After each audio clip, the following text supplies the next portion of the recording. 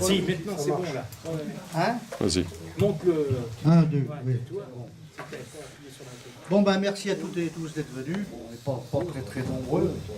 Commentry, c'est pas Montluçon non plus.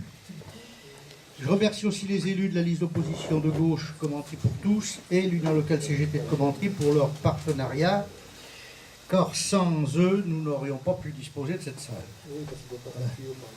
Alors, je vous présente nos amis intervenants. Madame Martine Lebeau, qui va venir tout à l'heure, qui est la gérante de la SCOP de la librairie des Volcans. Gérard Carzola, ici présent, qui est un retraité actif, ex-président de la SCOP-TI, donc les ex-Fralib. Vous savez que ces salariés ont occupé leur entreprise à travers une lutte de 1336 jours. Et à la fin du compte, ils ont monté une SCOP. Marie-Claire Abateau, qui est une femme très dévouée à la cause de la SCOP-TI, qui a mené la lutte et qui vend le thé et les infusions au fond de la salle. Rémi Dry, salarié administratif de la SCOP-TI, délégué CGT, a eu un empêchement de dernière minute et ne sera pas présente. Dommage, car son témoignage était assez prenant lorsqu'elle est venue au mois de janvier à Montluçon, puisqu'on a fait la même chose à Montluçon. Donc avant de leur céder la parole, je tiens à présenter la ville de Commentry, qui a été la première ville socialiste du monde en 1882, avec un maire nommé Christophe Thivrier. Ce député-maire est entré en blouse bleue des mineurs à l'Assemblée nationale, ce qui lui a valu de se faire exclure. Et celui-ci a aussi eu le courage, quelque temps après, de crier dans l'hémicycle « Vive la Commune de Paris ». Donc ça dénote un peu de quel homme il s'agissait. Donc ce socialisme, à l'époque, était le parti ouvrier, celui de Jules Guesde, c'est-à-dire l'ancêtre du Parti communiste. Ce n'est pas la social-démocratie d'aujourd'hui. Commentry est une ville qui a des traditions de lutte, ville qui a été à l'origine de la protection sociale mutualiste dès 1929. La CGT crée la Caisse du Travail, qui précédera la sécurité sociale, née sous l'égide d'Ambroise Croizat et du Conseil national de la résistance en 1945. Donc, pour terminer, j'informe les assistances.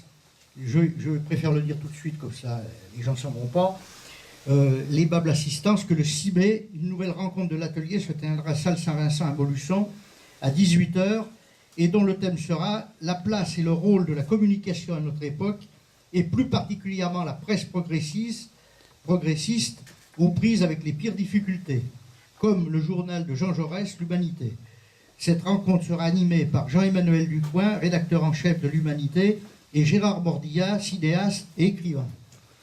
L'après-midi, alors, Mordillat rencontrera les lycéens de la section cinéma du LEM, et Jean-Emmanuel Ducoing rencontrera tous les amoureux de la bicyclette, du cyclisme, qu'ils soient coureurs cyclistes, amateurs, professionnels, nouveaux ou anciens, qui n'aient jamais fait de vélo mais qui aiment ça. Ils seront reçus dans cette même salle à partir de 13h, 13h30. Au 15h30, je crois, on a mis sur l'invitation. 15h30, oui, bon, enfin on verra, c'est pas... Voilà, donc, alors, d'ores et déjà, alors Géminiani, on ne sait pas s'il va pouvoir venir, parce que, bon, d'abord, il est âgé, on dit que des fois, il n'est pas bien tenable, certainement Poulidor, et puis peut-être Thévenet aussi, mais aussi peut-être des Florian Vachon, s'il est disponible, et Alaphilippe, s'il est disponible aussi. Voilà. Bon, on va essayer tout ça. Voilà, vous êtes informés, ceux qui aiment ça, ils peuvent venir. Eh bien, je vais passer la parole tout de suite à celui qui voudra la prendre, celui ou celle. Honneur aux dames. Hop.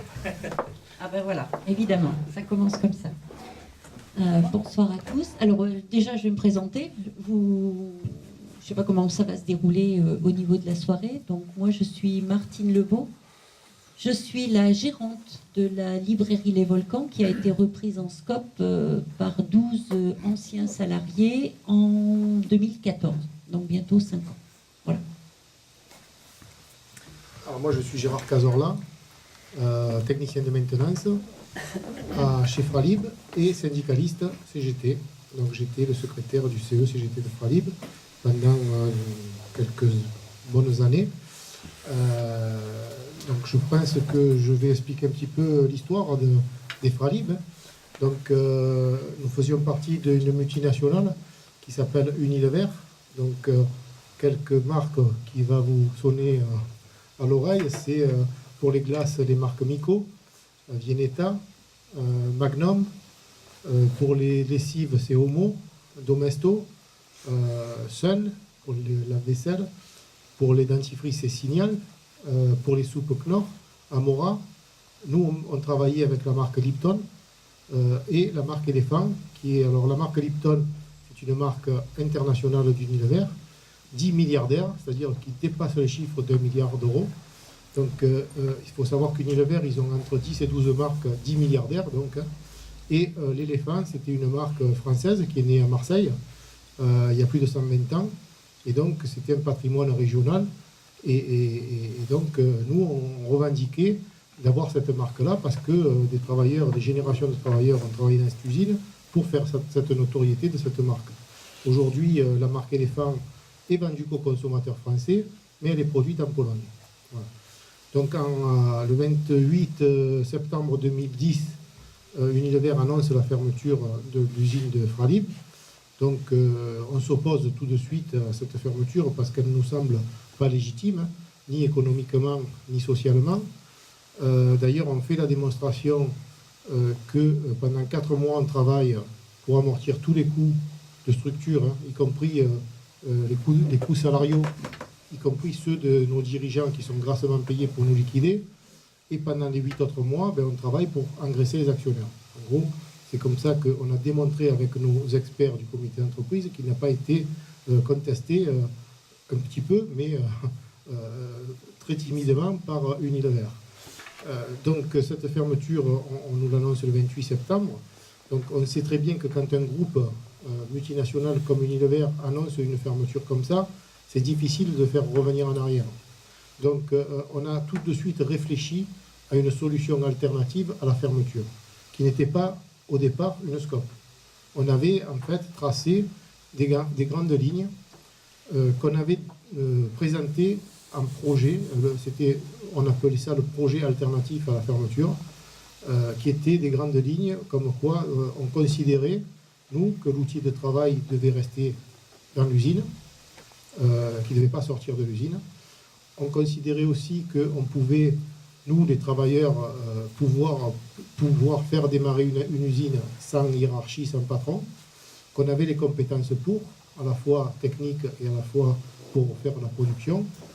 On pensait aussi qu'on voulait revenir à des arômes naturels, comme il y a à peu près 25 ans de ça, Unilever, et on a la compétence encore en interne, traiter les produits de thé et d'infusion aromatisés de manière naturelle. Ils sont passés depuis de l'arôme naturel à l'arôme chimique. Donc ça, on voulait bannir, et donc on ne voulait plus faire de l'arôme chimique, et donc on voulait que ce soit des arômes naturels, uniquement. D'ailleurs, c'est le cas aujourd'hui. On voulait aussi inventer une autre forme juridique. Donc peut-être qu'on rêvait un petit peu, on était utopique, hein. Donc on voulait inventer une forme juridique nouvelle.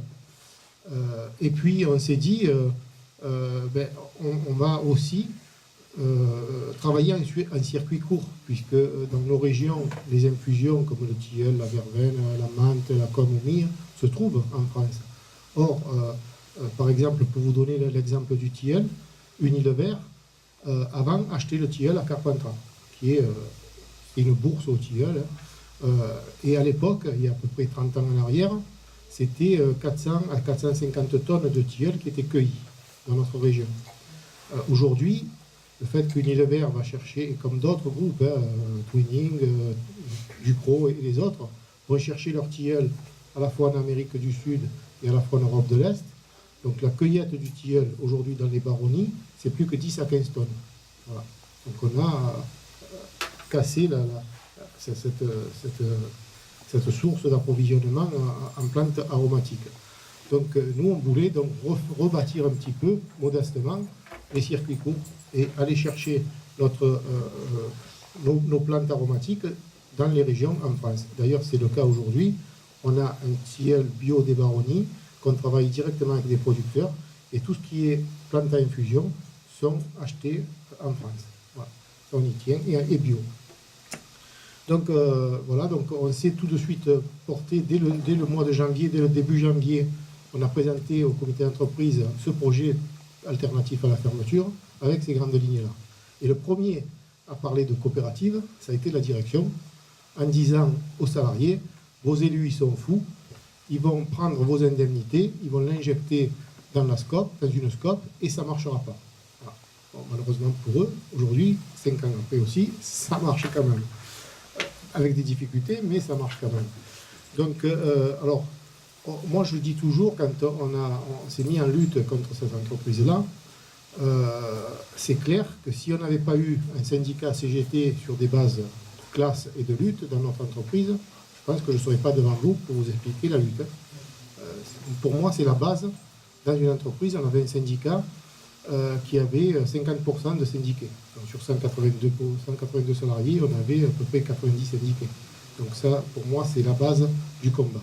Après, on a travaillé avec nos structures, bien évidemment, hein, l'Union locale d'Aubagne, l'Union départementale des Bouches-du-Rhône, la fédération, la confédération, notre avocat, qui est un petit avocat de Bagnolet, mais qui a mis en échec à 4 reprises Unilever, nos experts du comité d'entreprise, parce que là aussi, c'est très important.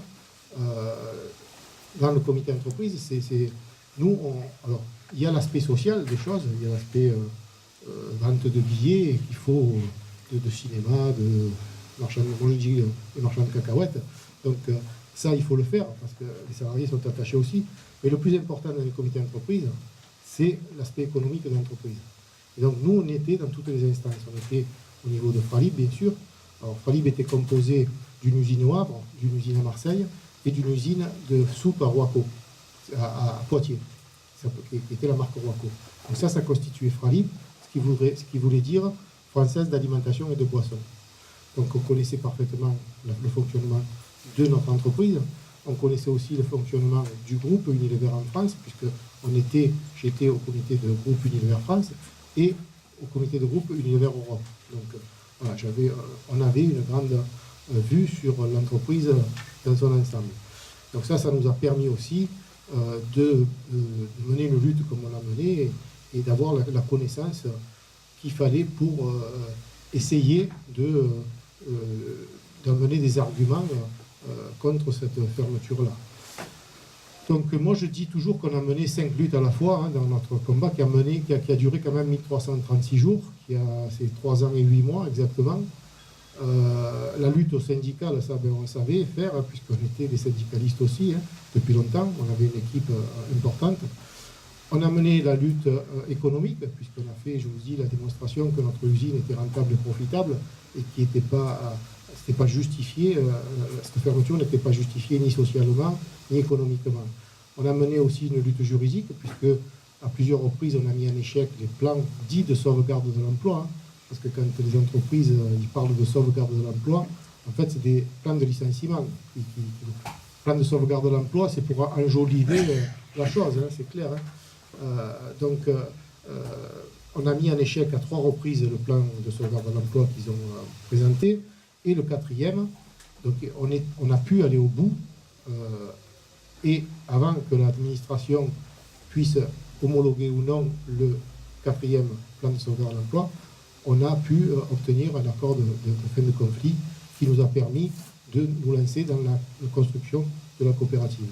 Et on a mené aussi, je dis, la lutte politique, puisqu'on est passé pendant 3 ans et 8 mois sur de nombreuses échéances politiques, y compris dans les plus hautes au niveau du pays, qui étaient les présidentielles.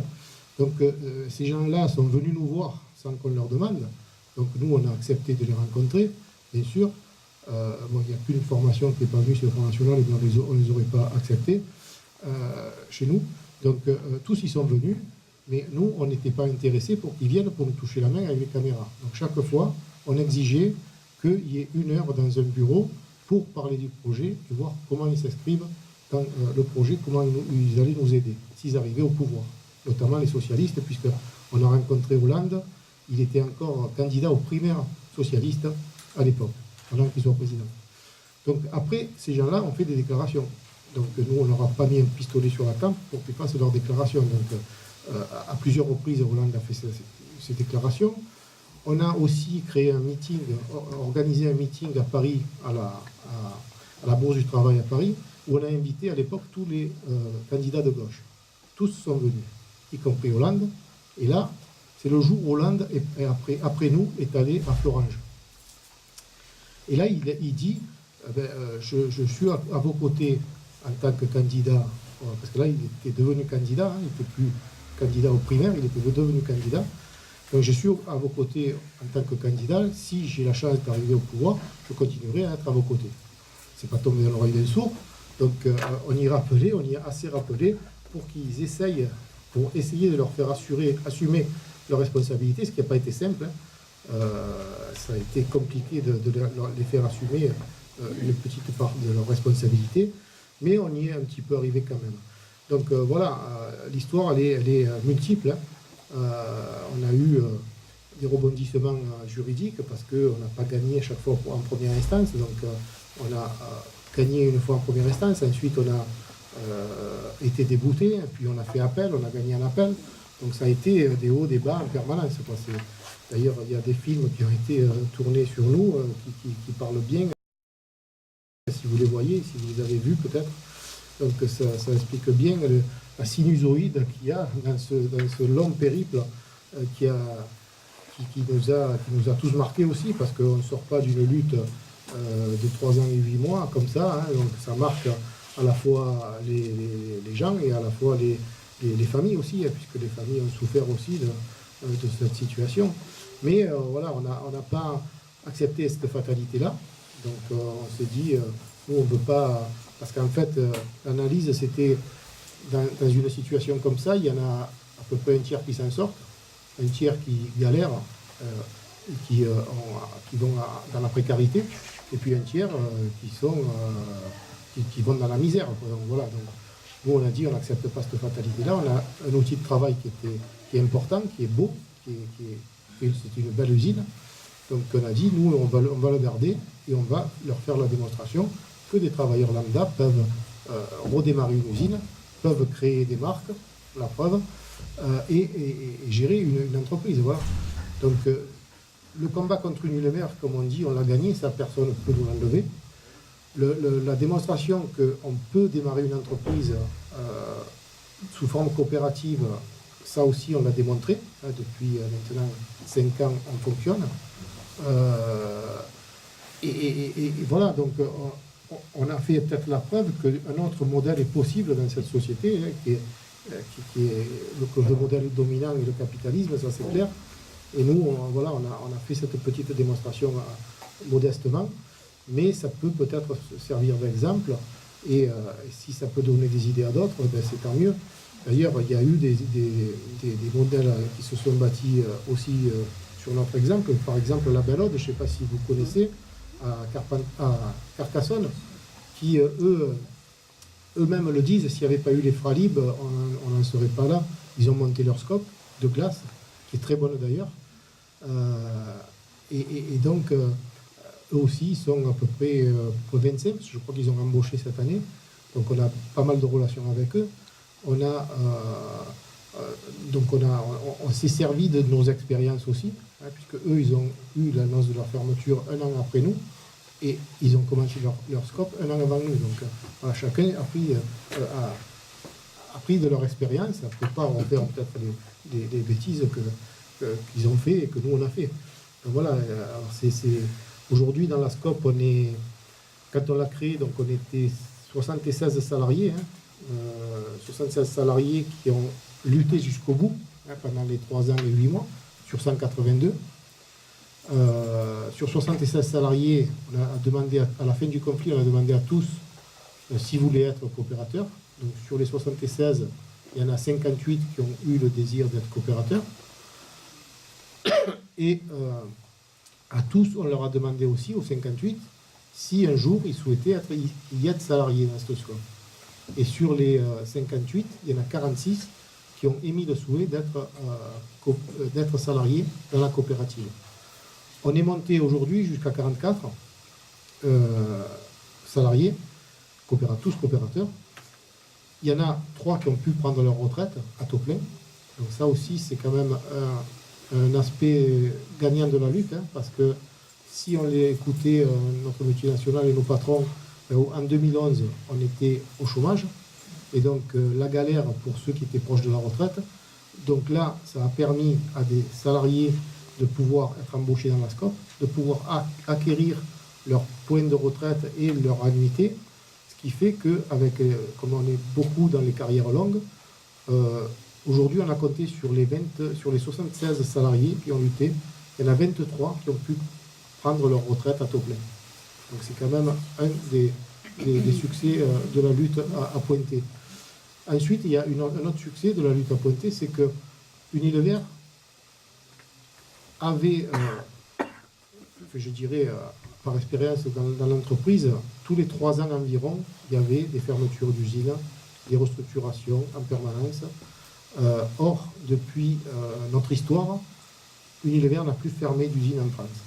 Donc ça aussi, ça peut être noté comme quoi la lutte, elle paye un petit peu quand même. Donc, sachant que ils viennent d'annoncer il y a à peu près 10 jours la fermeture de l'usine de Bruxelles. Là où sont passés une partie de nos produits, et là où est passée la plus grosse partie de nos produits, c'est à Katowice en Pologne. Et donc, ils ferment Bruxelles aujourd'hui pour envoyer tout en Pologne et Katowice. Et même là aussi, à l'époque, on disait, nos produits vont aller à Katowice. Et tout va aller à Katowice. Parce qu'ils ont créé cette usine là-bas, certainement pour des coûts salariaux moindres, et en plus, ils ont dû avoir des avantages à construire une nouvelle usine, qui a à peu près une quinzaine d'années maintenant, puisque le temps passe. Et donc, ils ont pu absorber les autres usines, ce qui leur fait des coûts de structure en moins, bien sûr, des coûts salariaux en moins, et des bénéfices et des dividendes en plus pour les actionnaires, c'est clair. Aujourd'hui, en Europe, il reste plus d'usines, hormis en Europe de l'Ouest, je parle. Donc, il reste plus d'usines de thé, alors qu'avant, il y en avait en Italie, il y en avait 2 en France. Les 2 ont fermé. Il y en avait en Suisse une, si on peut mettre la Suisse dans l'Europe de l'Ouest. Pour eux, c'est plutôt un paradis fiscal, hein, pour Unilever. Peut-être qu'on y reviendra sur les questions. Et il ne reste plus que donc la Pologne, qui a absorbé tous les produits, toutes les productions de l'Europe de l'Ouest, et la Russie, qui elle aussi a un gros marché, sans compter les Anglais, qui eux ont un gros marché, et que leur usine est justifiée par rapport à leur marché. Donc voilà un petit peu résumé l'histoire. Je pense qu'il y a beaucoup encore à dire. Je pense que vous aurez des questions à nous poser. Alors le fonctionnement peut-être sur la coopérative, puisque après je ne sais pas, je parle peut-être trop, hein, mais sur le fonctionnement de notre coopérative, donc 58 coopérateurs, 46 salariés, on a été jusqu'à 46, aujourd'hui on est 41. Il y a encore 2 personnes à intégrer issues de la lutte, hein, qui sont les anciens élus, puisque les élus ont été licenciés que tardivement, que après les autres salariés, ils n'étaient pas protégés, les autres salariés. Donc les salariés protégés ont été licenciés bien tardivement, mais on a pris le même chemin. Alors je me mets dedans parce que quand on a été licencié, on est passé par un congé de reclassement, comme les copains, hein, et du congé de reclassement, on a basculé à Pôle emploi. Et là, aujourd'hui, on a encore 2 camarades qui sont à Pôle emploi et qui attendent d'être embauchés. Et j'espère qu'on va pouvoir le faire d'ici le mois de septembre, puisqu'on s'est donné un engagement depuis le début ensemble que les copains ne basculeraient pas de Pôle emploi au RSA. Donc avant qu'ils basculent, on les embauche dans l'usine. C'est pour ça que ça nous a... On n'a pas nous, géré une entreprise comme une entreprise capitaliste. Hein. Donc ça veut dire que... mais on l'assume. On a embauché 26 salariés, donc tous moins de 50 ans, qui avaient droit à que 2 ans de Pôle emploi à l'époque. Donc avant qu'ils basculent au RSA, on les a embauchés. Et on les a embauchés au mois de mai 2015, alors qu'on a démarré l'activité qu'à partir de août 2015. Et commencer à avoir des retours de financiers, de vente, qu'à partir de octobre-novembre 2015. Donc ça veut dire que près de 4-5 mois, on a travaillé en sortant des salaires sans avoir d'entrée d'argent. Mais ça, on a dit, on l'assume ensemble, et On savait que ça nous poserait des problèmes de trésorerie à un moment donné. Effectivement, on est dans une passe, on a passé un cap et on est encore tendu sur la trésorerie. Et ça, on savait que ça arriverait un jour. On espérait que les banques nous suivent un peu ou nous aident un peu. Malheureusement, ce n'est pas le cas. Donc on sait tous qu'on prête qu'aux riches et nous, on n'est pas riches. Et donc, y compris des banques qui se disent coopératives, hein, parce que ça existe. Donc voilà, donc bon, je vais passer un peu la parole parce que vous me poserez des questions peut-être et on y reviendra après. Alors il est évident que pour les volcans, c'est pas la même lutte. On peut pas appeler ça une lutte. Nous, on a appris donc la librairie Les Volcans, c'est une librairie indépendante qui a été créée il y a 45 ans par un couple et qui a été mise en vente une première fois à la retraite du monsieur et puis qui a été revendue. On les compte plus les fois où on a été revendu, à chaque fois dans un groupe un peu plus gros. On a fini par passer par notre avant-dernier financier était un groupe allemand qui a rassemblé dans son capital 57 des plus grandes librairies de France, un peu partout. Des librairies qui avaient pignon sur rue, qui étaient implantées depuis longtemps, qui avaient une clientèle. Donc il s'est constitué un cheptel comme ça. Et puis ils ont fini par nous revendre à un fonds de pension américain. Alors, quand on a dit ça, on a tout dit, hein. Fonds de pension américain, on sait très bien qu'ils prennent tout ce qu'il y a à prendre et puis une fois que c'est plus rentable, eh bien, ils jettent. C'est ce qui nous est arrivé. En 2010, le fonds de pension arrive. En 2013, c'est la mise en liquidation judiciaire. Et une mise en liquidation judiciaire non justifiée parce que les entreprises, certes, étaient peut-être un petit peu moins rentables, les librairies étaient peut-être un petit peu moins rentables, hein, c'est comme tout, ça devient difficile, c'est le commerce, mais pas au point de fermer toutes les librairies du jour au lendemain. La librairie Les Volcans, c'était la 3e plus grosse librairie du groupe, et malgré tout, elle n'a pas eu d'offre de reprise. Il y a eu 3 possibilités de déposer des offres de reprise au tribunal. Première fois, personne. Bon, on n'a pas trop bougé. Deuxième fois, personne. Et là, on a commencé à se dire, ça sent le roussi. Et donc, du coup, on s'est mobilisé. Alors nous, on était une équipe de 30 salariés, hein. C'était plus petit, beaucoup de femmes, 2 bonnes tiers de femmes et puis un peu d'hommes. Et il y avait eu un syndicat par le passé, il y avait encore des syndiqués dans l'entreprise, mais c'était pas, on n'était pas vraiment dans la lutte, dans la revendication, c'est pas notre culture, c'est pas tout à fait notre... voilà, c'est pas la même chose. Et, mais ça n'empêche pas que ce passé qu'on a eu, parce qu'on avait quelquefois râlé, lutté, résisté un peu contre toutes les procédures et tout ce qui avait été mis en place par nos financeurs, on avait quand même pris l'habitude de se rassembler à chaque fois qu'il y avait un problème et à chaque fois qu'il fallait resserrer les rangs, on va dire. Voilà. Donc ça, au moins, ça a eu cet effet-là. Et au moment juste un peu avant que la librairie soit fermée, il y a eu un sursaut de lucidité, je dirais, parce que bon, on avait quand même un CE national, on avait des élus qui, bien évidemment, faisaient redescendre les informations, mais il y avait vraiment une telle désinformation de la part de nos directeurs que personne ne savait bien si c'était du vrai, du faux, le chaud, le froid, enfin bon, ça soufflait comme ça depuis 3 ans, bien sûr qu'ils savent faire. Et voilà, et quand on n'est pas à fond dedans, c'est compliqué. Et donc voilà, on a quand même eu un petit sursaut de lucidité en se disant, bon ben s'il n'y a pas eu d'offre de reprise pour la 3e plus grosse librairie du groupe les 2 fois, à mon avis, il n'y en aura pas. On a vu passer des gens, hein, on a vu venir des éditeurs, des financeurs, une fois de plus, voir le maire, le propriétaire, le directeur, enfin bon. Et malgré tout, toujours pas d'offre. Et donc, une collègue qui est syndiquée, voilà, on voit bien que ça sert à quelque chose, qui était détachée temps plein auprès du syndicat CGT, a dit non mais on ne peut pas laisser faire ça, on cherche une solution, on prend rendez-vous auprès de l'Union régionale des SCOP, on va bien voir ce qu'ils vont nous dire, si c'est possible ou pas. D'autres l'ont fait, pourquoi pas nous? Bon, alors c'est vrai qu'au début c'était pas très évident, hein, parce qu'on ne s'improvise pas comme ça du jour au lendemain, passant de salarié en ayant un parcours tout tracé de salarié toute sa vie, à se dire ah bah tiens je vais reprendre mon entreprise et puis je vais la diriger. C'est quand même pas si simple que ça. Donc on a fait venir le directeur de l'Union régionale des SCOP qui est venu à l'ensemble des salariés présenter ce qu'est une SCOP, comment ça fonctionne juridiquement, à l'intérieur, enfin bon voilà. Et puis à la fin, il a demandé qui n'était pas intéressé. Et là, tout le monde se regardait parce que quand même, nous, on n'était pas aussi unis que vous. Et il y avait plutôt des dissensions, parce que ça, la direction savait bien faire, hein, diviser pour mieux régner. Il y avait plutôt des dissensions entre nous qu'un vrai collectif. Et il y en a 17 qui ont dit, non, nous, ça ne nous intéresse pas, même s'il y a un espoir de sauver l'entreprise, ça ne nous intéresse pas.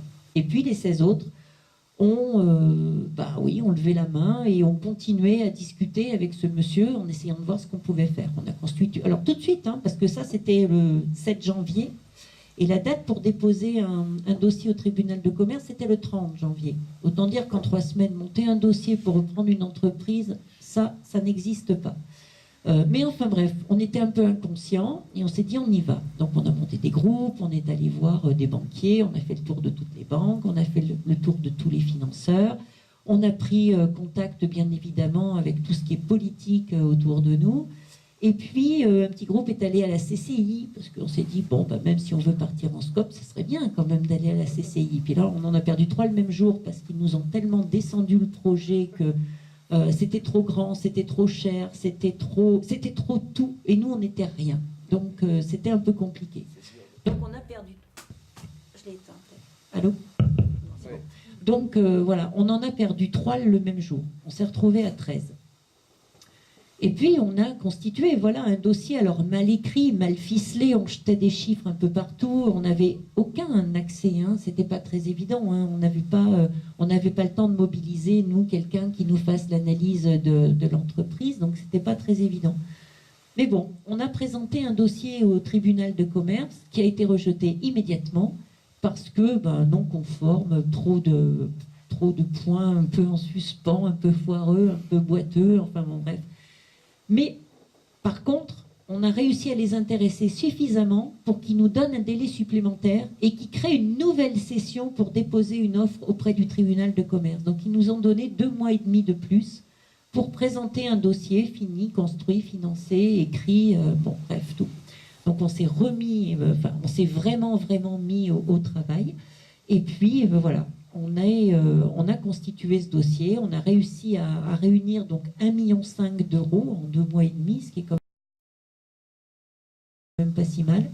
Et puis on a déposé le dossier, puis est passé une attente un peu interminable qu'on ne saura jamais pourquoi. D'ailleurs, on a attendu plus de 2 mois avant de passer au tribunal, alors qu'on devait passer quelques jours après. Hein.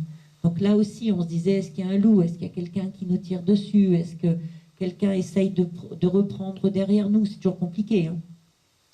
Bon, pour finir, on a eu le magasin, on a eu de la chance, on a eu le magasin, et là a vraiment commencé l'aventure de la SCOP Librairie Les Volcans. Donc avec 12 seulement, parce qu'on en a perdu une en route, qui a pas résisté à la pression, qui a eu du mal à trouver sa place dans le groupe. Donc c'est comme ça a été son choix. On a essayé de la garder, mais bon voilà, ça a été sa décision. Et donc on est reparti à 12. Et on a, alors à 12 bien évidemment, on risquait pas de tenir le magasin. Donc nous on est reparti avec du personnel neuf, puisque même si mon premier travail de gérante a été d'envoyer une offre d'emploi à tous nos anciens collègues, seule une a répondu favorablement. En disant, elle nous avait déjà dit de toute façon, moi j'ai un peu peur, je suis pas sûre, un peu trouillarde on va dire, mais bon, c'est comme ça. Ça fait peur aux gens quand même malgré tout, c'est pas si simple. Et elle nous avait dit par contre, si vous réussissez, moi je veux bien venir travailler, ça m'intéresse, j'adore mon boulot, voilà, je veux bien venir travailler. Il n'y a pas de souci, on te garde ta place, elle est là, elle est au chaud et tu reviens travailler avec nous quand tu veux, parce que voilà, le principe, on peut comprendre ça, c'était pas un souci entre nous. Et voilà, donc on est reparti comme ça en embauchant des gens, nous, des gens nouveaux, pour constituer un groupe. Alors ce groupe, déjà des 12, il était plus que boiteux au départ. On n'avait pas, nous, ce lien qui nous unissait. Et très vite, on s'est rendu compte, par contre, il y avait des dissensions entre nous. Il y avait vraiment... on ne pouvait pas appeler ça un groupe, on ne pouvait pas appeler ça un collectif. Et donc on a beaucoup travaillé sur cet aspect-là avec un coach, quelqu'un qui nous avait été recommandé, qui nous a fait vraiment travailler, qui nous a fait apprendre, comment dire, à parler, à communiquer, à se dire les choses sans se jeter la graffeuse à la tête, enfin voilà, comme en principe on est censé se comporter, et surtout pour qu'on ait un peu l'espoir d'aller loin.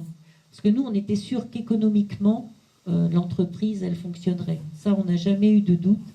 Et on n'avait qu'un seul leitmotiv. C'est comme votre usine, elle vous tenait à cœur, vous étiez là depuis longtemps, elle était implantée depuis longtemps. Ben, la librairie Les Volcans, c'est pareil. À Clermont, c'est une institution. Elle est connue de tout le monde, elle est réputée. Et pour certains d'entre nous, on y travaillait depuis 25, 30, 35 ans. Et d'abord, voir fermer ce lieu, c'était carrément impensable pour nous. Et puis on n'était pas idiots quand même, hein. On savait très bien que beaucoup d'entre nous seraient chômeurs, et seraient chômeurs de longue durée, parce on approchait largement des 55, voire des 60 ans. Et donc, on se disait, à moins d'être mobile géographiquement, et encore, dans le métier de la librairie, on n'embauche pas tant que ça, donc c'est pas si évident. Voilà, ça a été notre motivation première, ça a vraiment été sauver la librairie Les Volcans. Ça, je crois que de ce côté-là, on a réussi. Alors nous, on a une chance incroyable, c'est qu'on a des clients, et que ces clients, ils sont excessivement attachés au lieu aussi, et que ces gens, ils nous ont quelque part confortés dans notre idée que ça pouvait fonctionner, que ça allait fonctionner. Quand ils ont entendu parler de notre projet Scope, ils sont arrivés tous, mais quasiment tous, hein, spontanément, avec de l'argent. Alors des billets, des chèques, on disait mais qu'est-ce que vous voulez qu'on fasse de ça ? Et au final, on a créé une association pour gérer cet argent, et on a fait rentrer cette association au capital de notre entreprise en tant qu'associé extérieur, ce qui fait que nos clients n'ont qu'une voix, tous, globalement, ils n'ont qu'une voix, mais ils sont quand même un peu chez eux. Et ça, on y tient beaucoup. D'ailleurs, ils se comportent un peu comme s'ils étaient chez eux. C'est assez rigolo parce qu'ils nous font leurs recommandations, ils nous demandent des trucs. Mais ça crée un environnement plus que sympathique dans la librairie. Voilà, donc nous, on est parti à 12 associés. On est maintenant... alors, on est parti, nous, dans l'idée, quand on a signé nos statuts, de rendre le sociétariat obligatoire pour tous les nouveaux embauchés.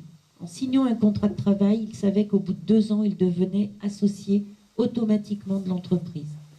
Puis au bout de 2 ans, alors ça, on a embauché des gens, ils étaient super, tout se passait bien. Puis au bout de 2 ans, on a quand même senti un léger flottement. Enfin, au moment d'arriver aux 2 ans, on a senti un léger flottement. Parce que quand même, 2 ans, ça passe très vite.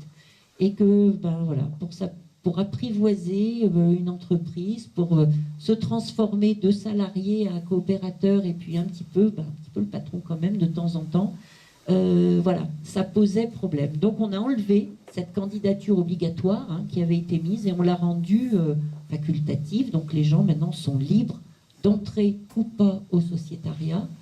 De 12, on est passé à 21, donc c'est pas si mal. Et on est au total 42 à Clermont-Ferrand.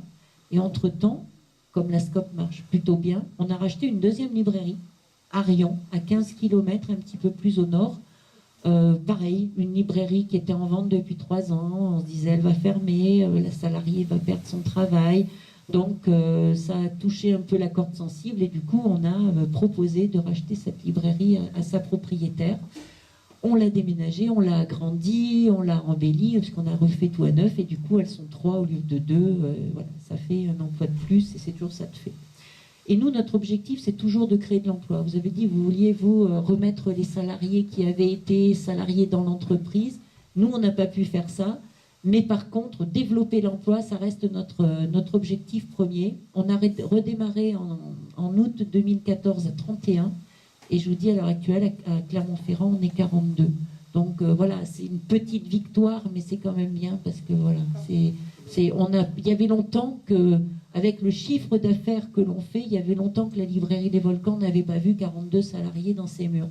Donc voilà, ça c'est, on fait moitié moins de chiffre d'affaires que quand on était 42 à l'époque. Mais on y trouve notre compte, on arrive à payer nos factures, on arrive à payer les salariés, on arrive même à on en reparlera après par rapport à la participation et à tout ça, mais voilà, on arrive à tenir tout ça, à faire des bénéfices, à réussir que le commerce fonctionne bien. On fait des travaux, preuve qu'on y arrive. Les banques nous suivent, nous, quand on fait des travaux, hein, on n'a vraiment aucun souci. Donc la preuve que quand on veut, on peut. Voilà, pour peu qu'on veuille, on y arrive. C'est pas évident au quotidien, c'est sûr. Pour celui qui gère l'entreprise, c'est peut-être encore plus compliqué que pour ceux qui continuent le travail comme par le passé, je dirais. Mais malgré tout, quand on veut, on peut. On peut au moins essayer. C'est surtout ça. Je crois que ça crée un espoir. Il faut au moins tenter. Parce qu'on aurait pu, nous aussi, aller à l'abattoir et se dire moi, je m'en fichais, à la limite, à l'âge que j'avais, je pouvais tenir et puis être chômeuse un peu de longue durée et puis aller être après en retraite. Mais c'est pas le genre de choses qu'on a envie de faire, quoi. C'est quand même, il faut penser à l'avenir des plus jeunes. Bon, alors maintenant, on parle de quoi? Du capital? On parle des choses comme ça? Alors, Pour réagir. Ah, mais je crois que ça encourage, parce qu'en plus, on a, dans l'histoire, on a des choses similaires. Hein. Ce que j'ai pas dit, vous l'avez dit, on s'est rapproché de l'Union rejoindre les SCOP. Pas tout le monde était enchanté, donc il y en a qui croyaient, il y en a qui croyaient moins. Donc ça, on passe par une phase d'incertitude, c'est clair. Pas tout le monde s'engage aussi. Mais il y a plein de choses que je me suis eu quand tu racontais. Oui. Donc c'est encourageant, c'est la preuve qu'on peut faire autrement et qu'avec la volonté, avec la volonté de faire autrement, on peut y arriver, quoi. On est des exemples, il y en a d'autres, hein, et pas que nous, il y en a d'autres. On est des exemples où on peut faire autrement que ce système qui nous tue, quoi, parce que voilà, il y en a certains qui s'enrichissent à plus que savoir en faire et d'autres qui crèvent la dalle. Et ça, c'est insupportable, quoi. Donc voilà, on a le souci de l'emploi, on a le souci de l'être humain, quoi. Alors la gestion est compliquée, hein, parce que dans une scope, voilà, c'est pas le fric à tout va, c'est le bien-être, c'est essayer de travailler dans de bonnes conditions. Voilà, tout ça, c'est plus compliqué. Mais l'avantage qu'on a, c'est que nous, on ne sert pas des actionnaires, quoi. Voilà. Donc tout l'argent qui peut rentrer dans l'entreprise, ça sert à la fois aux salariés, aux coopérateurs, et à la fois au réinvestissement et à la pérennité du site. Je crois que c'est ça le plus important. Eux, ils se gavent et ils vous tuent quand ils veulent. Donc nous, c'est pas du tout cet état d'esprit-là. Puis quand on travaille dans une scope, je vois dans la mienne, c'est pas facile, hein, mais il y a un autre état d'esprit. On a notre destin en main, on sait pourquoi on travaille, et voilà, c'est à nous à avancer dans le même sens, d'être tous assez responsables, parce que là aussi, on n'est pas tous au même niveau, hein. Donc il y en a qui s'engagent plus, il y en a qui s'engagent moins, et ça, je vous rassure, c'était aussi le cas dans la lutte.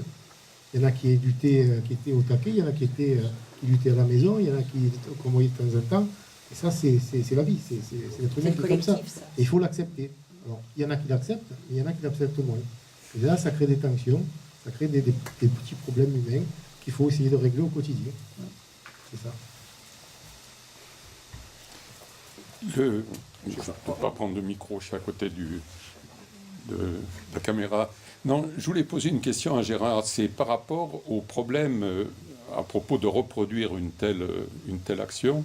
Il y a un aspect très important, en fait, que vous avez surmonté, c'est le problème des marques et des brevets. Et ça, c'est un gros problème, parce qu'Unilever, ils n'ont jamais voulu céder sur la marque et les fins. Donc, ça vous posait de problème pour la commercialisation d'un nouveau produit qu'il fallait...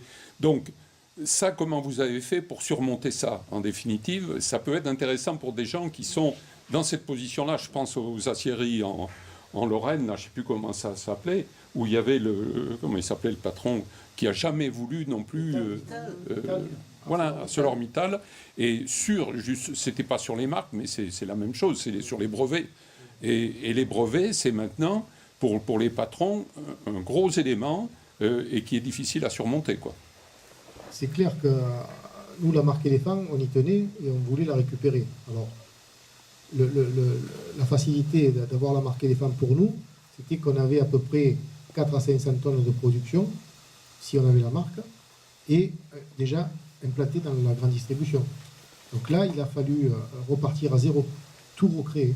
Donc créer 2 marques, hein, la marque 1336 qui est destinée à la grande distribution, et la marque Scopti Bio, avec l'achat de matières premières en France. Le thé, il faut aller le chercher ailleurs. Hein. On peut pas, en France, il n'est pas cultivé. Donc voilà, c'est clair que pour avoir une notoriété, une nouvelle marque qui est mise sur le marché, tous les spécialistes ils nous disaient c'est à peu près une décennie qu'il faut pour que la notoriété se fasse. Donc la marque Éléphant pour nous c'était très important et c'était pas utopique parce que Unilever avait déjà fait dans le passé l'histoire, c'est quand on avait l'usine de Roaco qui était de la soupe. Quand Unilever a racheté un groupe américain qui s'appelait Best Food, dans ce groupe Best Food, il y avait Knorr. Donc Knorr et Roaco, ça n'allait pas ensemble. Au niveau de l'Union européenne, ils ont dit il faut que vous vous sépariez de l'un ou de l'autre. Mais c'est clair que Unilever s'est séparé de Roaco qui était plus petit que Knorr. Donc en vendant Roaco, ils ont pris un repreneur qu'ils ont mis dans l'usine qui leur appartenait. Hein. Ils leur ont donné l'usine, ils leur ont donné les machines, ils leur ont donné une marque de thé, puisque le repreneur il faisait du thé, qui s'appelle Compagnie Coloniale, qui existe toujours sur le marché, et ils leur ont donné de la production sur 5 ans, dégressif au bout de 3 ans. Et donc, cette chose-là, ils auraient pu le faire chez nous. Et c'est pour ça que moi je dis, donc on a obtenu l'outil industriel, ça on l'a obtenu pour l'euro symbolique, et on a obtenu des moyens financiers. Mais Unilever s'est dit, bon, je vais leur filer du fric, parce qu'à la fin, ils en avaient marre, au bout de 3 ans et 8 mois, bon, on les a fait plier, quoi. Et donc, ils ont dit, on va leur donner du fric, mais ils savent, comme ils ne vont pas savoir s'en servir, ils vont le gaspiller, et puis dans 1 an ou 2, on sera débarrassé d'eux. C'est ça qu'ils se sont dit dans l'esprit. Parce qu'en nous donnant la marque Éléphant, c'était stratégique. Ça nous permettait d'être sur le marché déjà implanté. Donc là, il a fallu tout reconstruire à zéro. Mais pour tout reconstruire, ça a été compliqué. On s'est attaché avec beaucoup de militants hein, qui nous ont aidés pour créer cette marque avec 336 qui a été aussi un long processus de débat, de concertation entre nous. Les scopes, comme on a un peu dit, c'est quand même une personne, une voix. Hein, c'est quand même important. Chacun a son mot à dire, chacun a ses idées, on a des idées à partager. Et voilà, c'est pas un plus que l'autre. Hein. Donc le président, il a la même capacité de voix que celui, le coopérateur sur la chaîne. Hein. Donc c'est pas, ça c'est important dans le fonctionnement d'une scope. Voilà, donc c'est clair que ça a été compliqué de recréer des marques et de se mettre sur le marché. Là, il a fallu aller aussi chercher à l'extérieur des aides commerciales. Parce que nous, on n'avait pas, nous on savait, on avait les compétences pour produire et pour réparer l'outil industriel. On n'avait pas les compétences commerciales parce qu'il faut savoir qu'Unilever dans le fonctionnement, et puis pas qu'Unilever, mais c'est dans les grandes entreprises que ça se passe comme ça, hein, ils ont fait de l'usine une usine coût, ils appellent. C'est-à-dire que pour eux, c'est pas à l'usine qu'on crée les richesses, alors que c'est quand même nous qu'on crée les richesses, c'est les travailleurs qui créent les richesses. Ben, eux, dans leur système capitaliste, ils ont dit on va leur donner un budget et il faut qu'ils fassent tant de production dans l'année avec ce budget-là. Et eux, ils appellent ça une usine coût. Et ça, ils ont fait une structure en 2000 où, quand je parlais de la Suisse tout à l'heure, ils ont mis une structure en Suisse, à Schaffhausen, en Suisse allemande, qui en fait joue le rôle, récupère tous les profits de toutes les filiales pour éviter de payer les impôts en France et en Europe. Donc ça, c'est ce qu'ils appellent de l'optimisation fiscale. Voilà. Donc, nous, on a appelé ça de l'évasion fiscale. On a été même en correction, traîné en correctionnel pour avoir atteint à l'honneur d'Unilever. Hein. Donc on a appris à ce moment-là qu'ils avaient un honneur. C'est déjà bien. Voilà, donc c'est bien de le dire. Voilà. C'est clair que c'est compliqué. On aurait eu la marque Éléphant, ça aurait été moins compliqué. Et Unilever, à travers ça, ils n'ont pas créé les conditions pour que la SCOP réussisse. Ah bon, voilà. Ça c'est clair. Et donc, on a... Alors, comment on fonctionne? On a une grosse usine. Et pendant la lutte, on a aussi travaillé à la création du projet. Alors, je dirais l'avantage de la longueur de la lutte nous a permis de mieux appréhender le projet et de mieux le préparer, si on veut. Mais bon, ça serait passé quand même. Et donc, on a vite vu que si on n'avait pas le marque Éléphant, ben, il fallait aller chercher des volumes. Et aller chercher des volumes avec l'usine qu'on avait et les capacités de production qu'on avait, On a dit, même si ça ne nous fait pas plaisir, il faut se tourner vers la grande distribution pour leur proposer de leur faire leur marque MDD, marque de distributeur. Et là, on ne s'est pas trop trompé, puisqu'il y a Système U qui nous ont confié des volumes, Leclerc, Carrefour et Intermarché. Et là, on est en train de voir avec Auchan. Mais bon, c'est clair que ce n'est pas ces volumes-là où on constitue notre marge. Parce que c'est des produits où on travaille à faible marge. Mais ça nous permet de travailler et de faire travailler les coopérateurs. Et en même temps, on développait nos marques propres, c'est-à-dire 1336 et Scopti. Mais ça, donc on s'est fait aider par l'extérieur avec des prestations de services pour bâtir une force commerciale. Parce qu'on n'a pas les moyens, nous, financiers, en interne, de pouvoir créer cette force commerciale. Ça coûte trop cher. Donc on travaille, et ça nous pose problème depuis le début, c'est un cauchemar, les commerciaux. Je ne sais pas s'il y en a dans la salle, mais c'est un métier particulier. Hein. Et on travaille avec des multicartes. Donc on sait tous les multicartes, ils sont payés à la commission, bien sûr. Et quand vous avez une nouvelle marque, c'est pas avec ces nouvelles marques qu'ils font leur beurre, ou qui tirent leur salaire. Et voilà, et donc des fois il est négligé, et souvent il est négligé. Donc c'est vrai que ça c'est un cauchemar pour nous. Mais alors on progresse. Par exemple, pour vous donner quelques chiffres, le chiffre d'affaires quand on a démarré sur 3-4 mois, la première année c'était 470 000 euros de chiffre d'affaires. La deuxième année, on est passé en année pleine 1,8 million. La troisième année, on a fait 3 millions. La quatrième année, on a fait 3,1 millions, un peu moins de légère progression, mais parce qu'il y a des circonstances, parce qu'on a des marchés qui ont été reportés sur cette année. Donc cette année, on espère atteindre les 3,6 millions, 3,7 millions. Ce qui nous permettrait, si on y arrive, à obtenir l'équilibre financier cette année. Donc c'est clair qu'aujourd'hui, on n'est pas encore à l'équilibre financier. Donc de mettre des marques sur le marché, c'est très très compliqué. Et le référencement dans la grande distribution, c'est très compliqué. Ils ne vous référencent pas comme ça. Donc il y en a qui vous référencent nationalement, il y en a qui vous référencent régionalement. Donc il faut des démarches avec des spécialistes de commercialisation de ça. Et nous, on ne savait pas faire ça, donc on s'appuie sur des personnes. Alors, on en a usé 2 de commerciaux, parce que c'était enfin des cadres, des anciens cadres, hein, que ce soit de Nestlé ou d'ailleurs. Donc ils ne comprenaient pas comment on fonctionnait à l'ASCOM. Et eux, ils voulaient prendre les rênes, en fait. Ils voulaient faire ce qu'ils voulaient, quand ils voulaient. Mais nous, ça ne passe pas comme ça. Nous, ça passe par le conseil d'administration, ça passe par l'Assemblée générale, la validation des décisions se passe comme ça. Et eux, ils n'ont pas l'habitude de travailler comme ça dans le capitalisme. Donc eux, ils prennent les responsabilités, ils veulent aller jusqu'au bout, sans qu'on leur dise quoi que ce soit, ou sans que ce soit validé par d'autres. Et là, ça a coincé à 2 reprises, avec 2. Ah non, on en a un troisième qui est plus compréhensible, où là, ça se passe plutôt bien. Donc on espère que ça va continuer. Oui, moi je voulais poser la question concernant la propriété ou l'utilisation, une possible utilisation des locaux en dehors des machines et de l'outil industriel, parce que comme tu l'as dit, l'usine était grande, avec beaucoup de superficie, des bâtiments, etc.